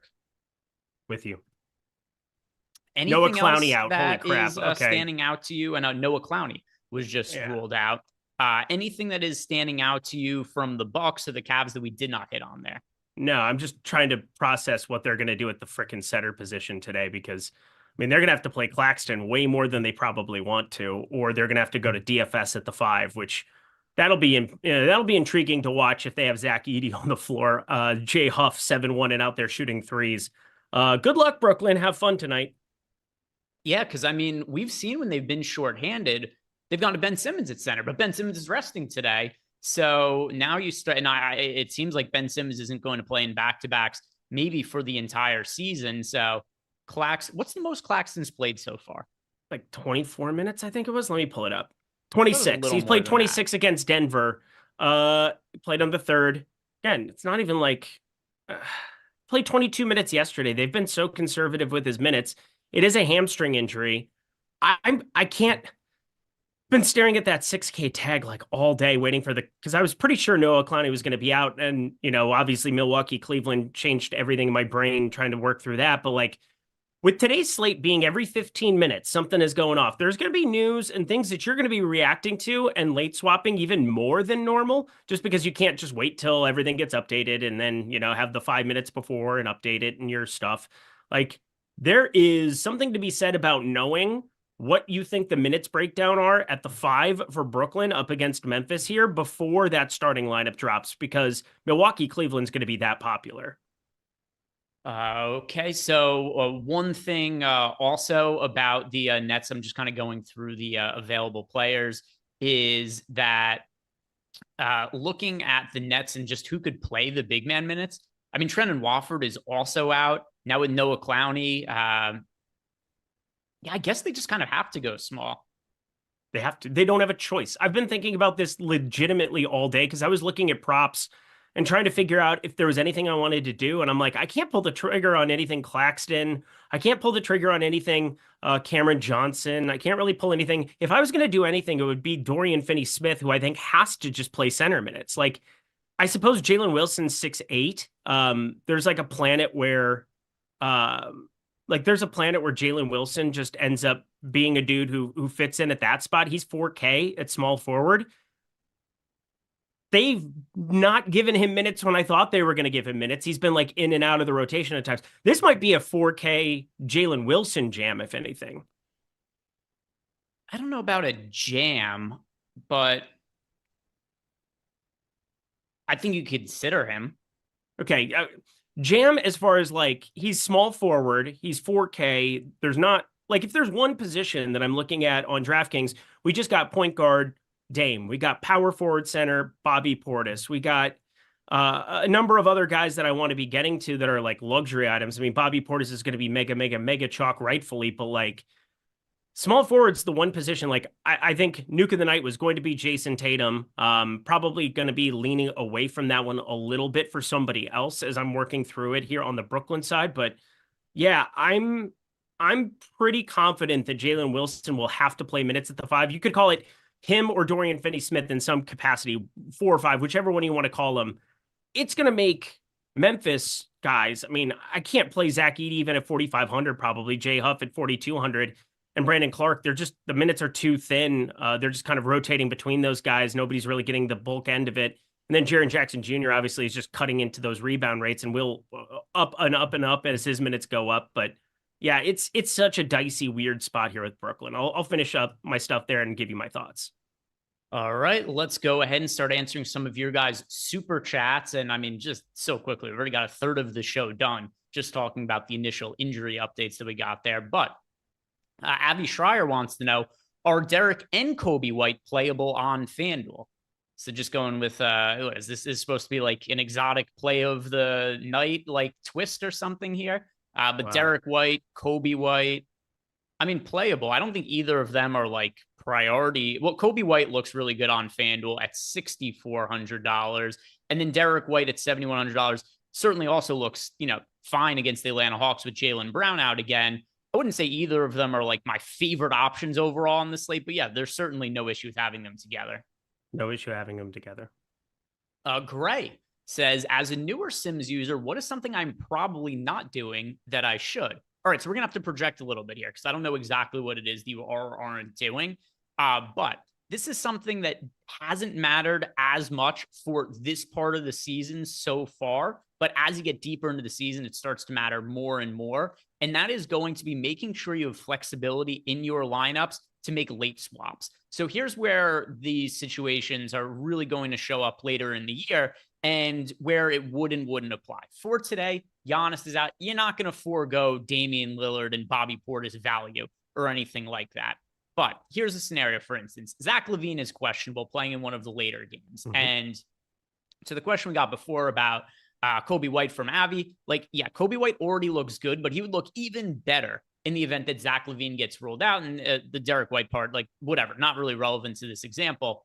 But if there is a scenario where Zach LaVine doesn't play, you would want to have spots available in your lineup to be able to make swaps to other Bulls players. Now, once again, for today in particular, you're not going to want to forego the value available in the first game of the slate. But something Eric and I talk about all the time on this show is if there are players who are questionable to play in later games and there's just kind of fringe value in the first game, it's not like the Bobby Portis without Giannis. It's not the Damian Lillard without Giannis.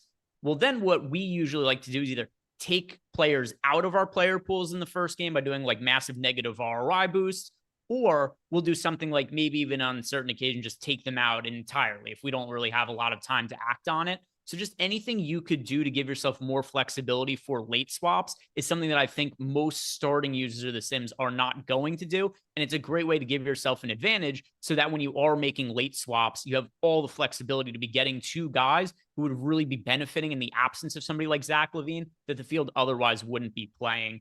But anything else that you would add, Eric? Yeah, so I broke this down a little bit on Thursday. So if you saw that show with Matt Bellman, sorry for being redundant to some extent, but one thing I like to do to maximize that and build off of what you said is I like to go in and change the projection. I like to project out what I think those minutes are going to be. I have a spreadsheet, and obviously you can do this in the data hub too. When you change the minutes, it'll change the projection for you. You can change the fantasy rate. You can do a number of different things, but easiest is just simply adding like a little bit of a projection bump here or there. I think the one guy that is very curious to me is Ayo Dosunmu, who if you get Zach LaVine out, I think there's a chance that he ends up starting at 4,500.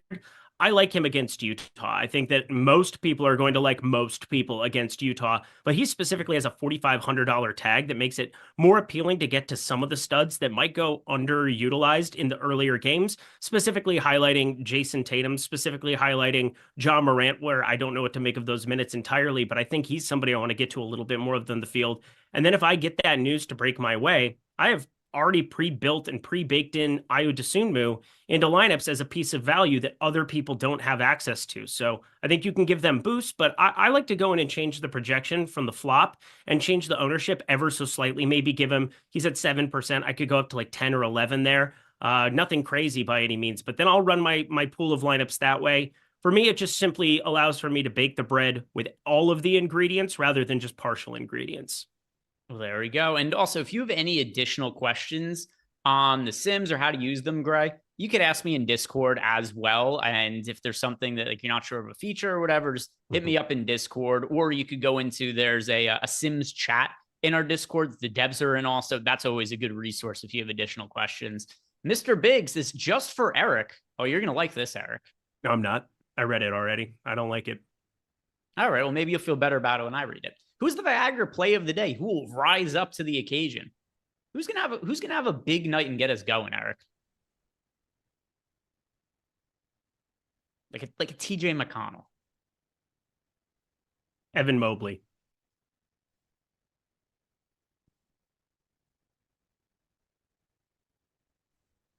Let me think. So I'll tell you somebody who, one of my other favorite payoff options on the slate, who's low-key having a terrific year.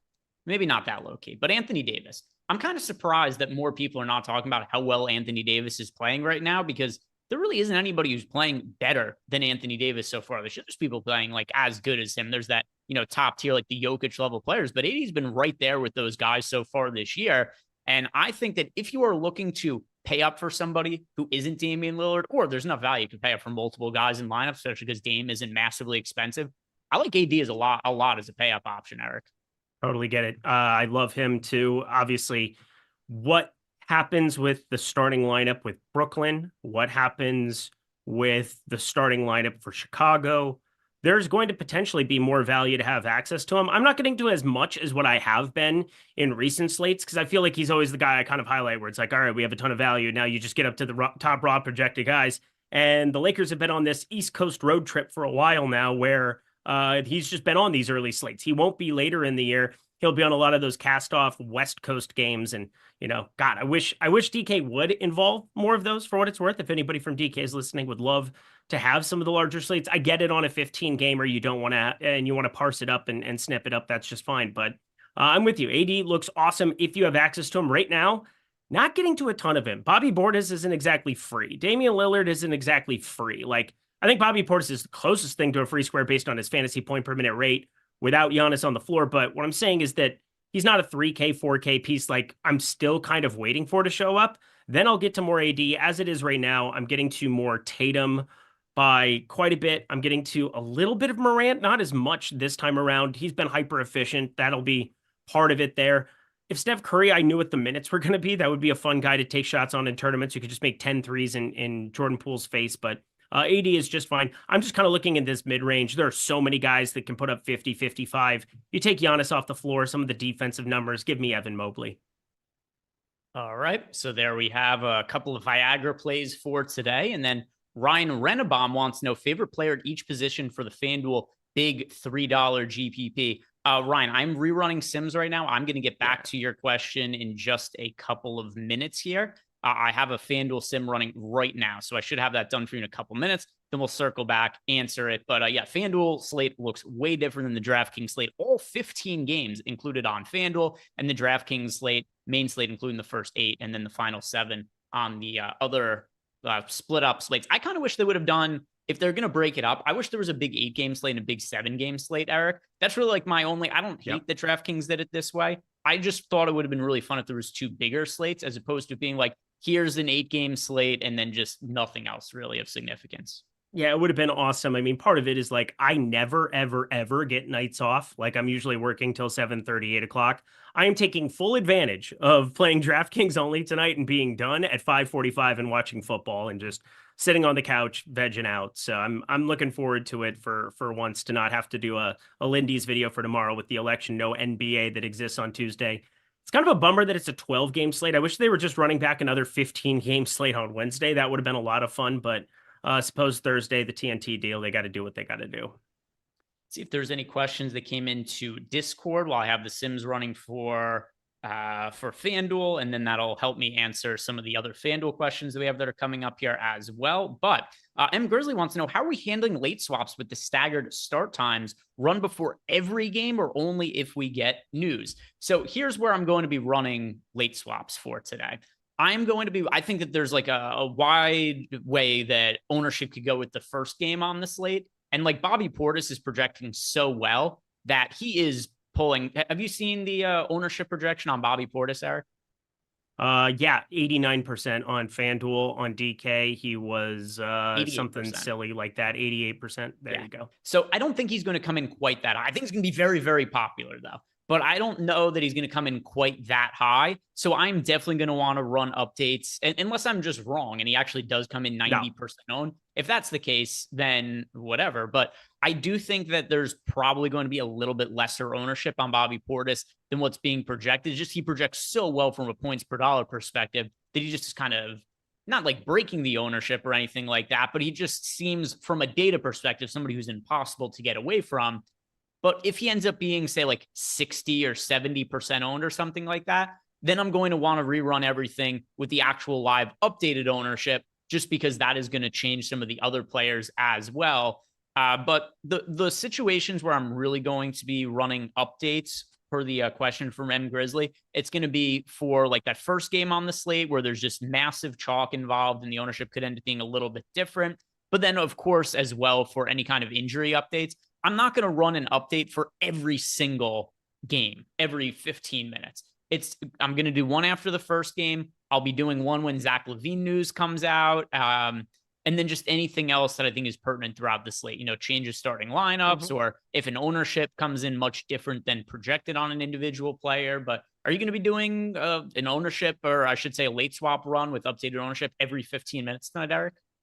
I probably will, because I always am. Okay. I'm kind of a micromanager with it. And part of it for me is like new information you should always be reacting to. I think the thing that I do more than most people, and why NBA has always been my most successful DFS sport, is that I'm always updating for new information based on how players are playing. Milwaukee-Cleveland is such an important game to everybody tonight, but how you play Portis and Lillard and all of those other pieces, and then who you combine them with based on, well, we'll have an hour and 45 minutes of game time of Milwaukee, Cleveland. We're probably going to get a full half, maybe a little bit more of basketball from Milwaukee, Cleveland. And that's information that you can use to inform how you should build your lineups. Because, hey, let's say that it's coming down to the wire and we still don't have Zach LaVine news. I'm more inclined, if the guys especially fail in the early going, just go all in on potentially him being out. Don't necessarily want to do that in the event that I have really good lineups. I probably want to stay pat and kind of like play it straight up at that point. But lots of things that I'm always reacting to based on how my players are doing. And I don't think enough people do that. I've got an answer for Ryan's question now that my FanDuel run here is done. And do you have FanDuel lineups as well to go over? Or if you do? Nope.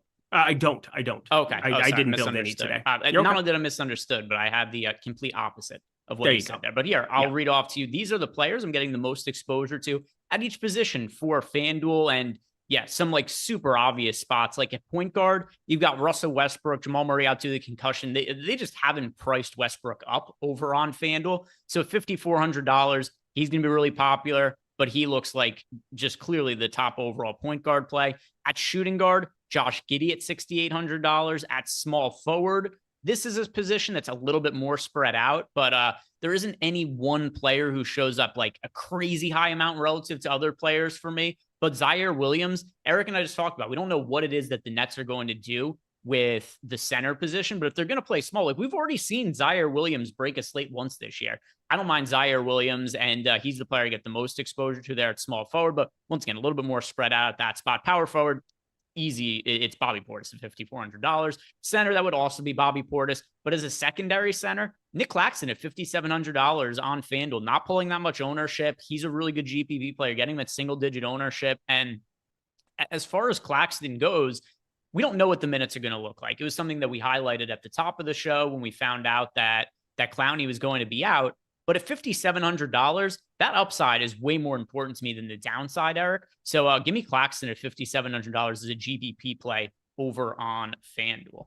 Yeah, did you say it had power forward eligibility there? No, only center for Nick Only Claxton. Center? Okay, that makes it more difficult because we're talking about every game on the slate, and you really need him to exceed minutes expectations. I would be inclined to say no, purely because I don't think, even at, 5,700, I don't know if he has the ability to play 28 minutes tonight on a back-to-back. I don't know if they want him to. I could see them being very, very, very cautious with his minutes. And that's kind of what I'm doing here on the DK side is I'm just seeing how I even want to break up these minutes at the 5.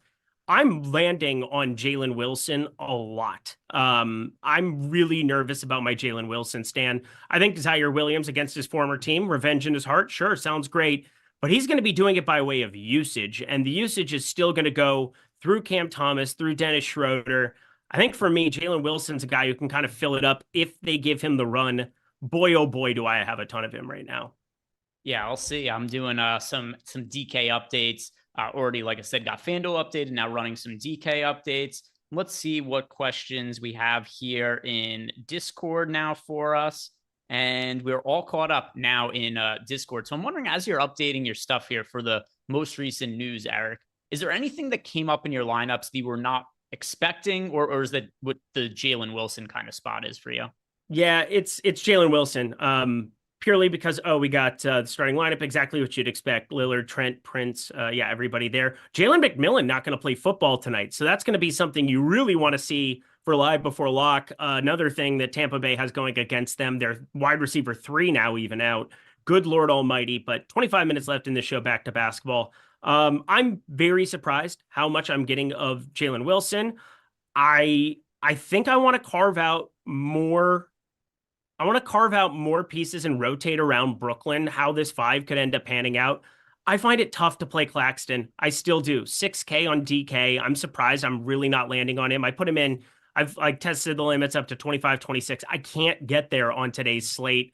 I still don't have enough value to get up to AD. I want to get up to AD, but I mean, maybe I will if I really follow through on this Jalen Wilson number. I mean, I just put him in for 28 minutes, and I think that might be a little bit asinine, but I just don't know what they do here at the 5, unless they're going to give DFS, who's not a great fantasy guy, just 32 minutes. He did play 37 against Denver. He has the ability to play small ball. They tried to go small ball there a little bit, but God, it's an uncomfortable feeling because it's a good spot against Memphis. I think the pace of this one should move here with Memphis John Morant at the helm. I just don't know how I'm going to break down these minutes. So I'm excited to see what our team landed on. Yeah, so we could pull that up right now if you wouldn't mind, Jordan. Go to the projections and just sort by the nets. You can do it in the Data Hub as well. Data Hub, or here. Actually, no, go to the Data Hub, Jordan. Data Hub looks much better. Oh, is that okay? Never mind then. This is why he's the producer. Okay. All right. Hey, if the audience can't see it, then they can't see it. So we'll just go look at the projections page here. But yeah, go to Brooklyn. So we're looking at some of the minutes here and how we allocated them. You see here, we have Nick Claxton in for, what is that, 25 minutes? Yeah, 24 and a half minutes for Nick Claxton. We got Jalen Wilson at 22. Gave Shake Milton 11. Keon Johnson 10. We still have, you might need to refresh that, Jordan.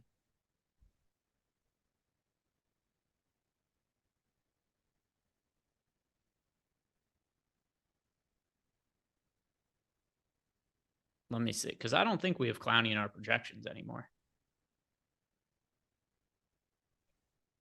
Yeah, now sort by Brooklyn again. Yeah, there we go. There we go. I was saying that something looked amiss there to me, and that's what it was. All right, so there, we've got a Nick Claxton for 26 and a half, Eric.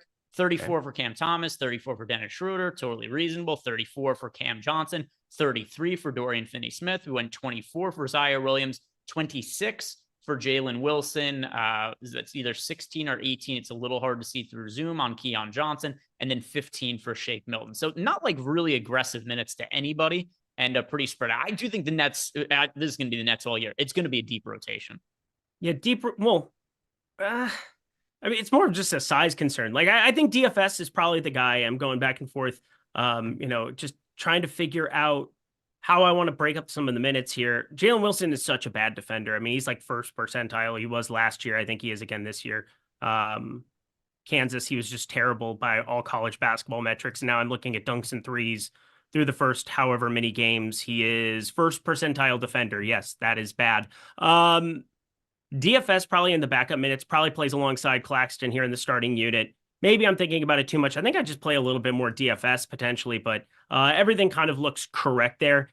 It's just that there's extra, just everything available to everyone. It's just sick. It's just a gross team to be projecting out. Cameron Johnson, kind of interesting to me, I suppose, too. Nicholas Claxton.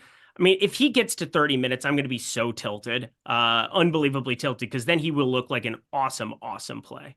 Yeah, I like him for GPPs, a little bit more so on FanDuel than DraftKings, but with all my DraftKings stuff uploaded, updated, I should say, I've 7% of Nick Claxton right now.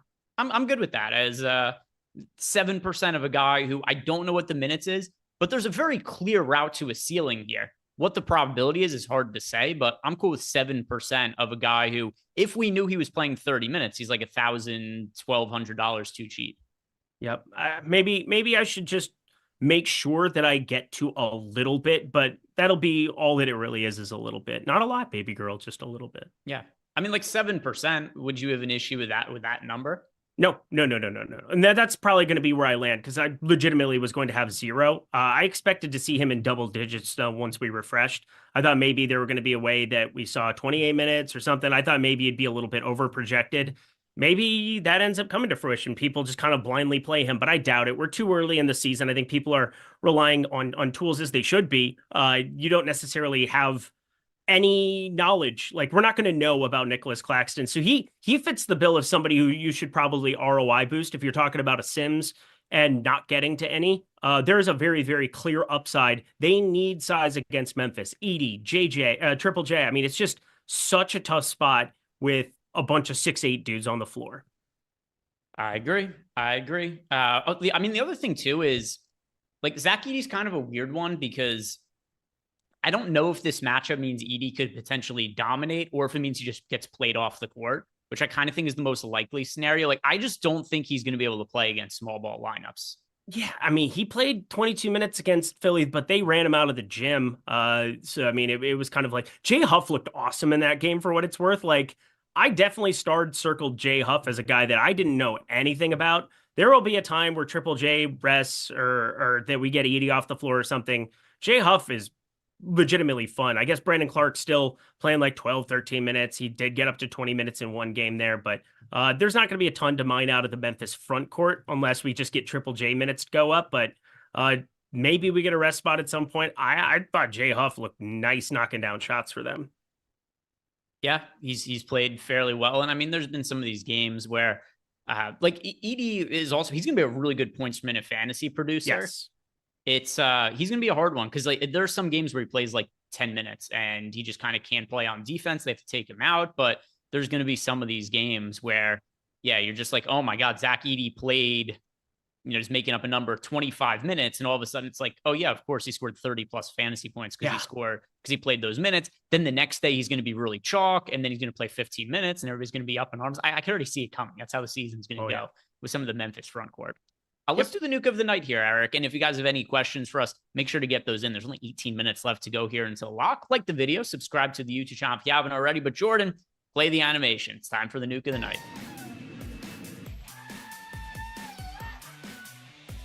The balls are gone. And boom. Eric ain't got no more privates. He looks like a Ken doll. Eric, who is the nuke of the night? We've got all this value opening up. So let's try to, I mean, if you want to go Bobby Portis, you could. If you want to go Damian Lillard, certainly you could. But maybe there's a different direction you want to go, and I'll leave it up to you. Who's the nuke of the night for yourself, Eric? Yeah, let's move it a little bit later. I was going to talk about John Morant, where there's maybe a minute's upside there. We saw 31 minutes for him going up against Philly. That was awfully nice. They ended up blowing out at the very tail end of that game. And again, Jay Huff knocking down absolutely every single shot. But I'm going to go to the last game of the night. Somebody that I think, I don't know. It's not even like feelings of grandeur, like back in the day. I'm not nostalgic. I'm not looking back in the past and remembering, but I'm looking forward.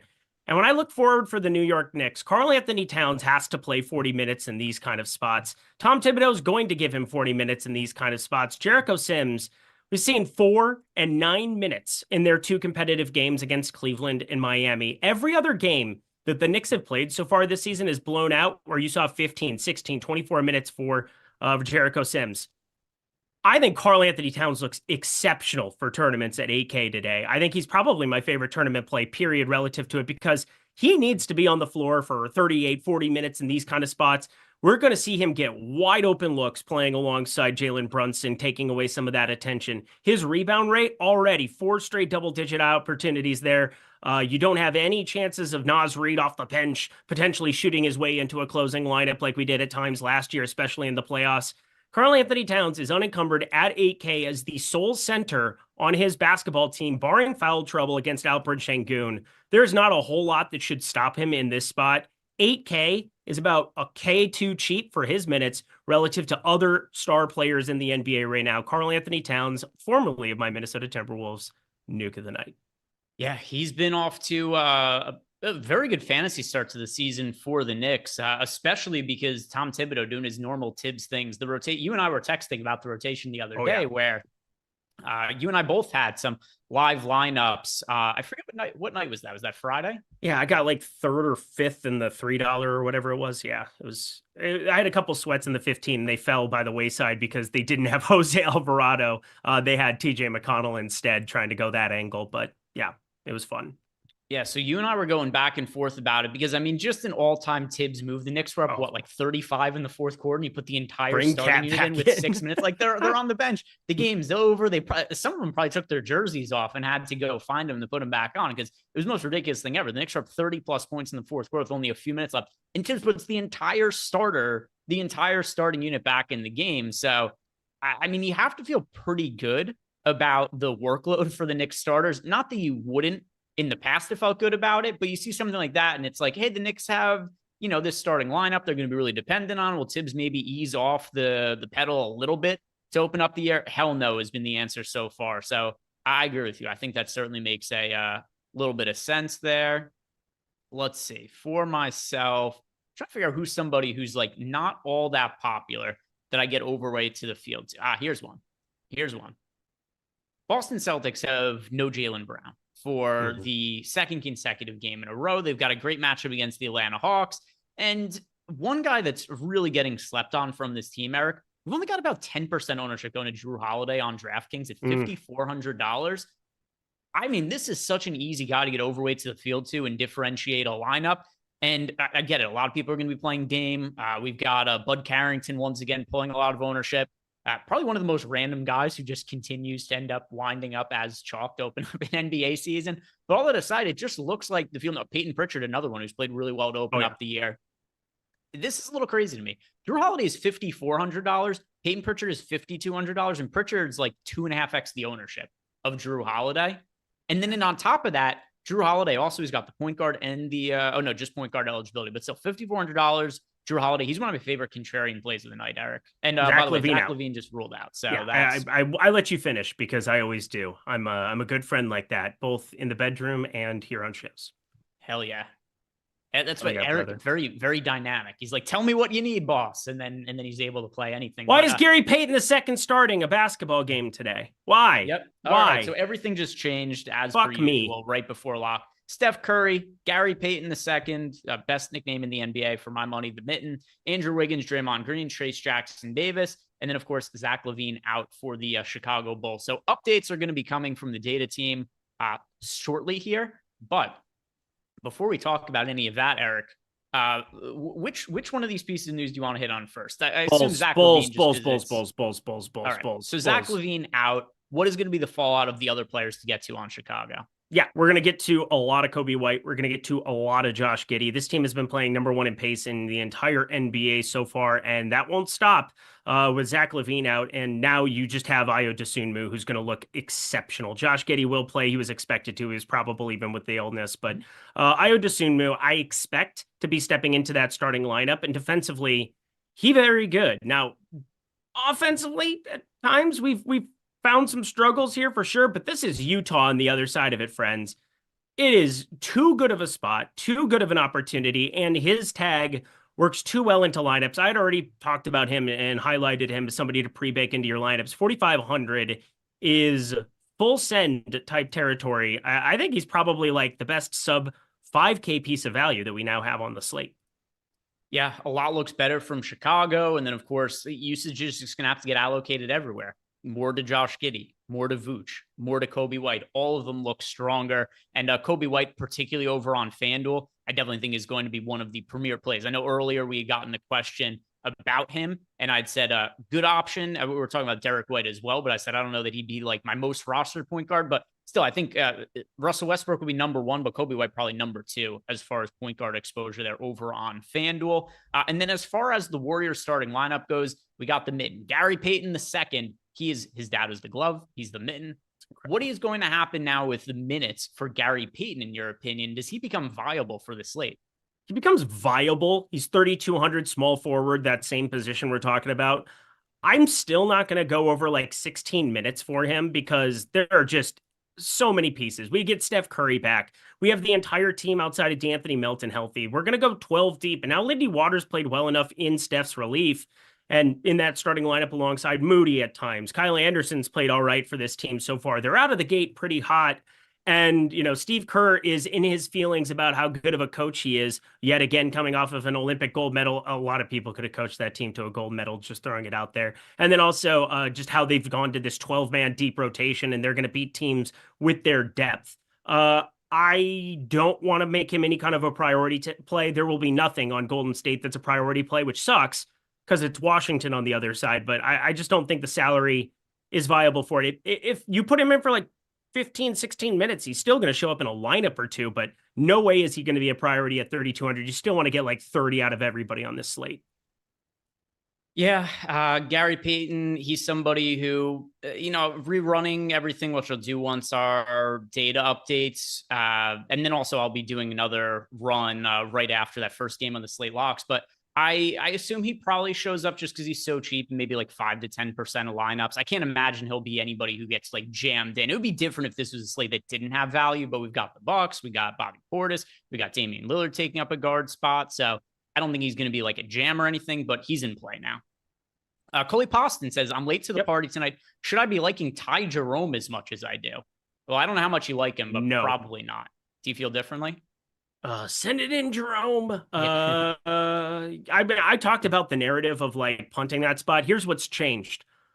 The Bulls value. You're going to have a lot of guard spots that are going to get eaten up by Josh Giddey, Kobe White, and Ayo Dosunmu now, as you should. So it's not going to be something I end up pulling the trigger on here. I entertained it. Again, there's lots of ways Milwaukee gets ran off the floor in this one, and Dame and Bobby Portis disappoint, and I would want to get some of the scrubby dubs on the other side from both teams, but I don't think it's really necessary anymore at this point. Yeah, it is a no for me on Ty Jerome. Next question is from Pierre. Thoughts on Naz Reid, Champagnie, and Mathurin for FanDuel? Naz Reid, Champagnie, Mathurin. I don't know, considering the size of the slate, Mathurin, if he ends up starting, cool, he's in play. But Naz Reid, Champagnie, those are pretty unnecessary deep plays on it's a 15-game FanDuel slate with a lot of value. Yeah, everything you said didn't sound good to me, so don't do any of them. Yeah, Mathurin, once again, just only if Nembhard is ruled out, and if he starts again, and then even then, he's, in play, but not necessarily like my favorite option to go to on the slate or anything like that. Let's see if there was anything else that came up in Discord. Yes, we've got JEW saying, do we like Carrington and Keyshawn George for a DK single entry or have better pivots in mind? Keyshawn George isn't all that, isn't like crazy, like owned or anything like that. I almost made Keontae George the nuke of the night, but then we got the Chicago news. Part of that was that I wanted to have some extra swappability. I wonder if he is misspeaking or misspelling who he means. Carrington is fine. Carrington's fine. I have a little bit of him going up against Golden State here.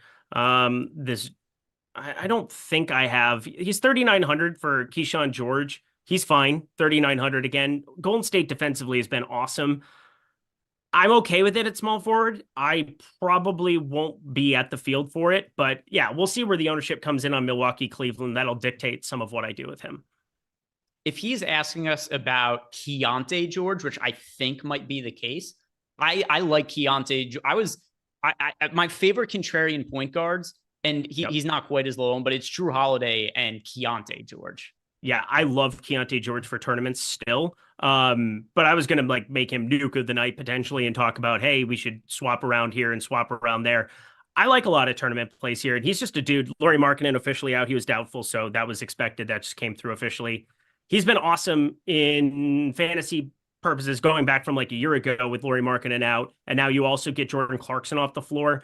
I mean, this is definitely a spot where his 0.9 DraftKings points per minute and 2,200 minute sample is not properly exemplified for his circumstances and the pace of this game. So yeah, he's going to be somebody I get to a lot. Yeah. So once again, not exactly sure who JEW is asking about, but we covered both of them just in case there. But let's see if there was anything else that came in. No. How are you doing on your lineups, by the way, Eric? I'm just about done. Okay. Good Lord Almighty, go Bulls. So what did you end up actually getting? I'm running an update right now, but what did you actually end up getting from the Bulls? Was it anything that was not expected? And who were just the players you ended up with the most of? Yeah, I ended up with the most of Ayo Dosunmu and Kobe White. Josh Giddey a little bit. It's weird because Josh Giddey, you go through Popcorn Machine, you go look at some of the closing spots. There's times where he gets ripped off the floor, but didn't happen against Brooklyn last time out, I believe, November 1st. I think he'll be okay in this spot. Still think he'll probably close, but Ayo Dosunmu is the superior defender. He's really the only defender outside of Patrick Williams at times that they have on that roster. Vooch, egregious. Kobe White, not good. Overall, it's definitely going to be Ayo 1, Kobe White 2, Josh Giddey 3. And we got another question here. This one, though, is coming to us. It's a super chat from the real AD. So this is the actual Anthony Davis building his fantasy lineups here, getting ready for the Lakers game. And also, if you guys haven't done yet, like the video, subscribe to the YouTube channel. We're going to be done here in a few minutes. He wants to know who is the best Bulls point guard to roster tonight. Best full roster point guard. Overall, I like Kobe White the most. Yeah, overall, I like Ayo the most by a lot. 4,500. Yeah, both of them really good options. I lean towards Kobe White, but still both of them strong plays for sure. And then Austin Bauer wants to know, it's a 2v2, Anthony Davis and Nick Claxton or Engleman Towns. And then he also asks us for our thoughts on Tari Eason. All right, so let's start with this, Eric. The 2v2, it was AD and Nick Claxton or AD and Towns. Which side do you prefer? Towns. The Towns side for you? Yeah, and Ingram isn't my favorite, but there's a lot of pieces out. There's a major upside still there, and I love Towns for tournaments. Okay. And then as far as the other party, yes, what are our thoughts on Tari Eason? It's going to be tough. So Tari Eason closed last game over Şengün. People were all up in arms about it online. I think it's because overs on Şengün were really popular bets that day. But Tari Eason played so ridiculously well. It totally made sense that he would close the game. Like, if you watch that game, and I was watching it because I had under bets in the game and it went to overtime, which was very annoying for me. So I was rooting for way different things than people who are otherwise on Twitter rooting for the game. But Tari Eason was the best player on the Rockets' entire team that game. There are going to be spots where he ends up closing just because he plays really well. But I don't know about you. I don't expect that to be the case again today. Nor do I. In fact, you could be looking at a flat nothing. I do expect artificial ownership to come off of him because he literally put up like a 50 spot or whatever it was in that last time bout. But yeah, I'm with you. Not going to be somebody that I really get to. I had him in like my dummy lineup before this show. Everything has changed. Everything is very, very different than what it was before. But I am going to tell you, do not play Tari Eason. Yeah, and there's a clear upside for Tari Eason, I think, in any slate this year, based on what we saw last game. Like, at any point in time, you could see Tari Eason close over Şengün. If he's playing as well as he did last game, like, he's earned the minutes. It's just going to end up happening. But I don't think that you could really predict it to happen regularly. Correct. Not today. Too many games, too big of a slate. That's going to be a no for me. Eric, we are quickly approaching lock, which is closely going to be here. We're like 90 seconds away. If you guys have not done it yet, like the video, subscribe to the YouTube channel. And don't forget, today is the final day to sign up for the MIL promo, MILL, 30% off any of our NFL DFS packages. Last weekend, we had Bunt Cakes win $1 million over on DraftKings. So if you guys want to check out our NFL packages, final call for that 30% off. Eric, as we head into lock here, any final thoughts, anything you want to get off your chest before the slate begins? Yeah, be swapping. Every 15 minutes, we're going to get information about your lineups. I'm looking like I have a lot more Portis than I have of Damian Lillard. Part of that is Ayo Dosunmu, Kobe White, and Josh Giddey now showing up here for me. Don't be afraid to just react to how everything is going in your lineups and be able to piece it together from there. Yeah, that's really kind of it. Also, we're waiting on that starting lineup from Brooklyn. If something weird happens, like Jalen Wilson starts, I doubt it. I think Nicholas Claxton just walks into the starting role. I'm still nervous about his minutes, but I probably want to get to a little bit because if he does get up to 30, you're going to want him. And there we have it. If you guys have not done it, once again, one final call, like the video, subscribe to the YouTube channel. In 15 minutes from now, NFL Live Before Lock with Lofty and Matt Kajewski. Check those guys out. Have a great night, guys. And no NBA tomorrow. NBA is off for Election Day. So we'll see you guys back here on Wednesday. Have a good night.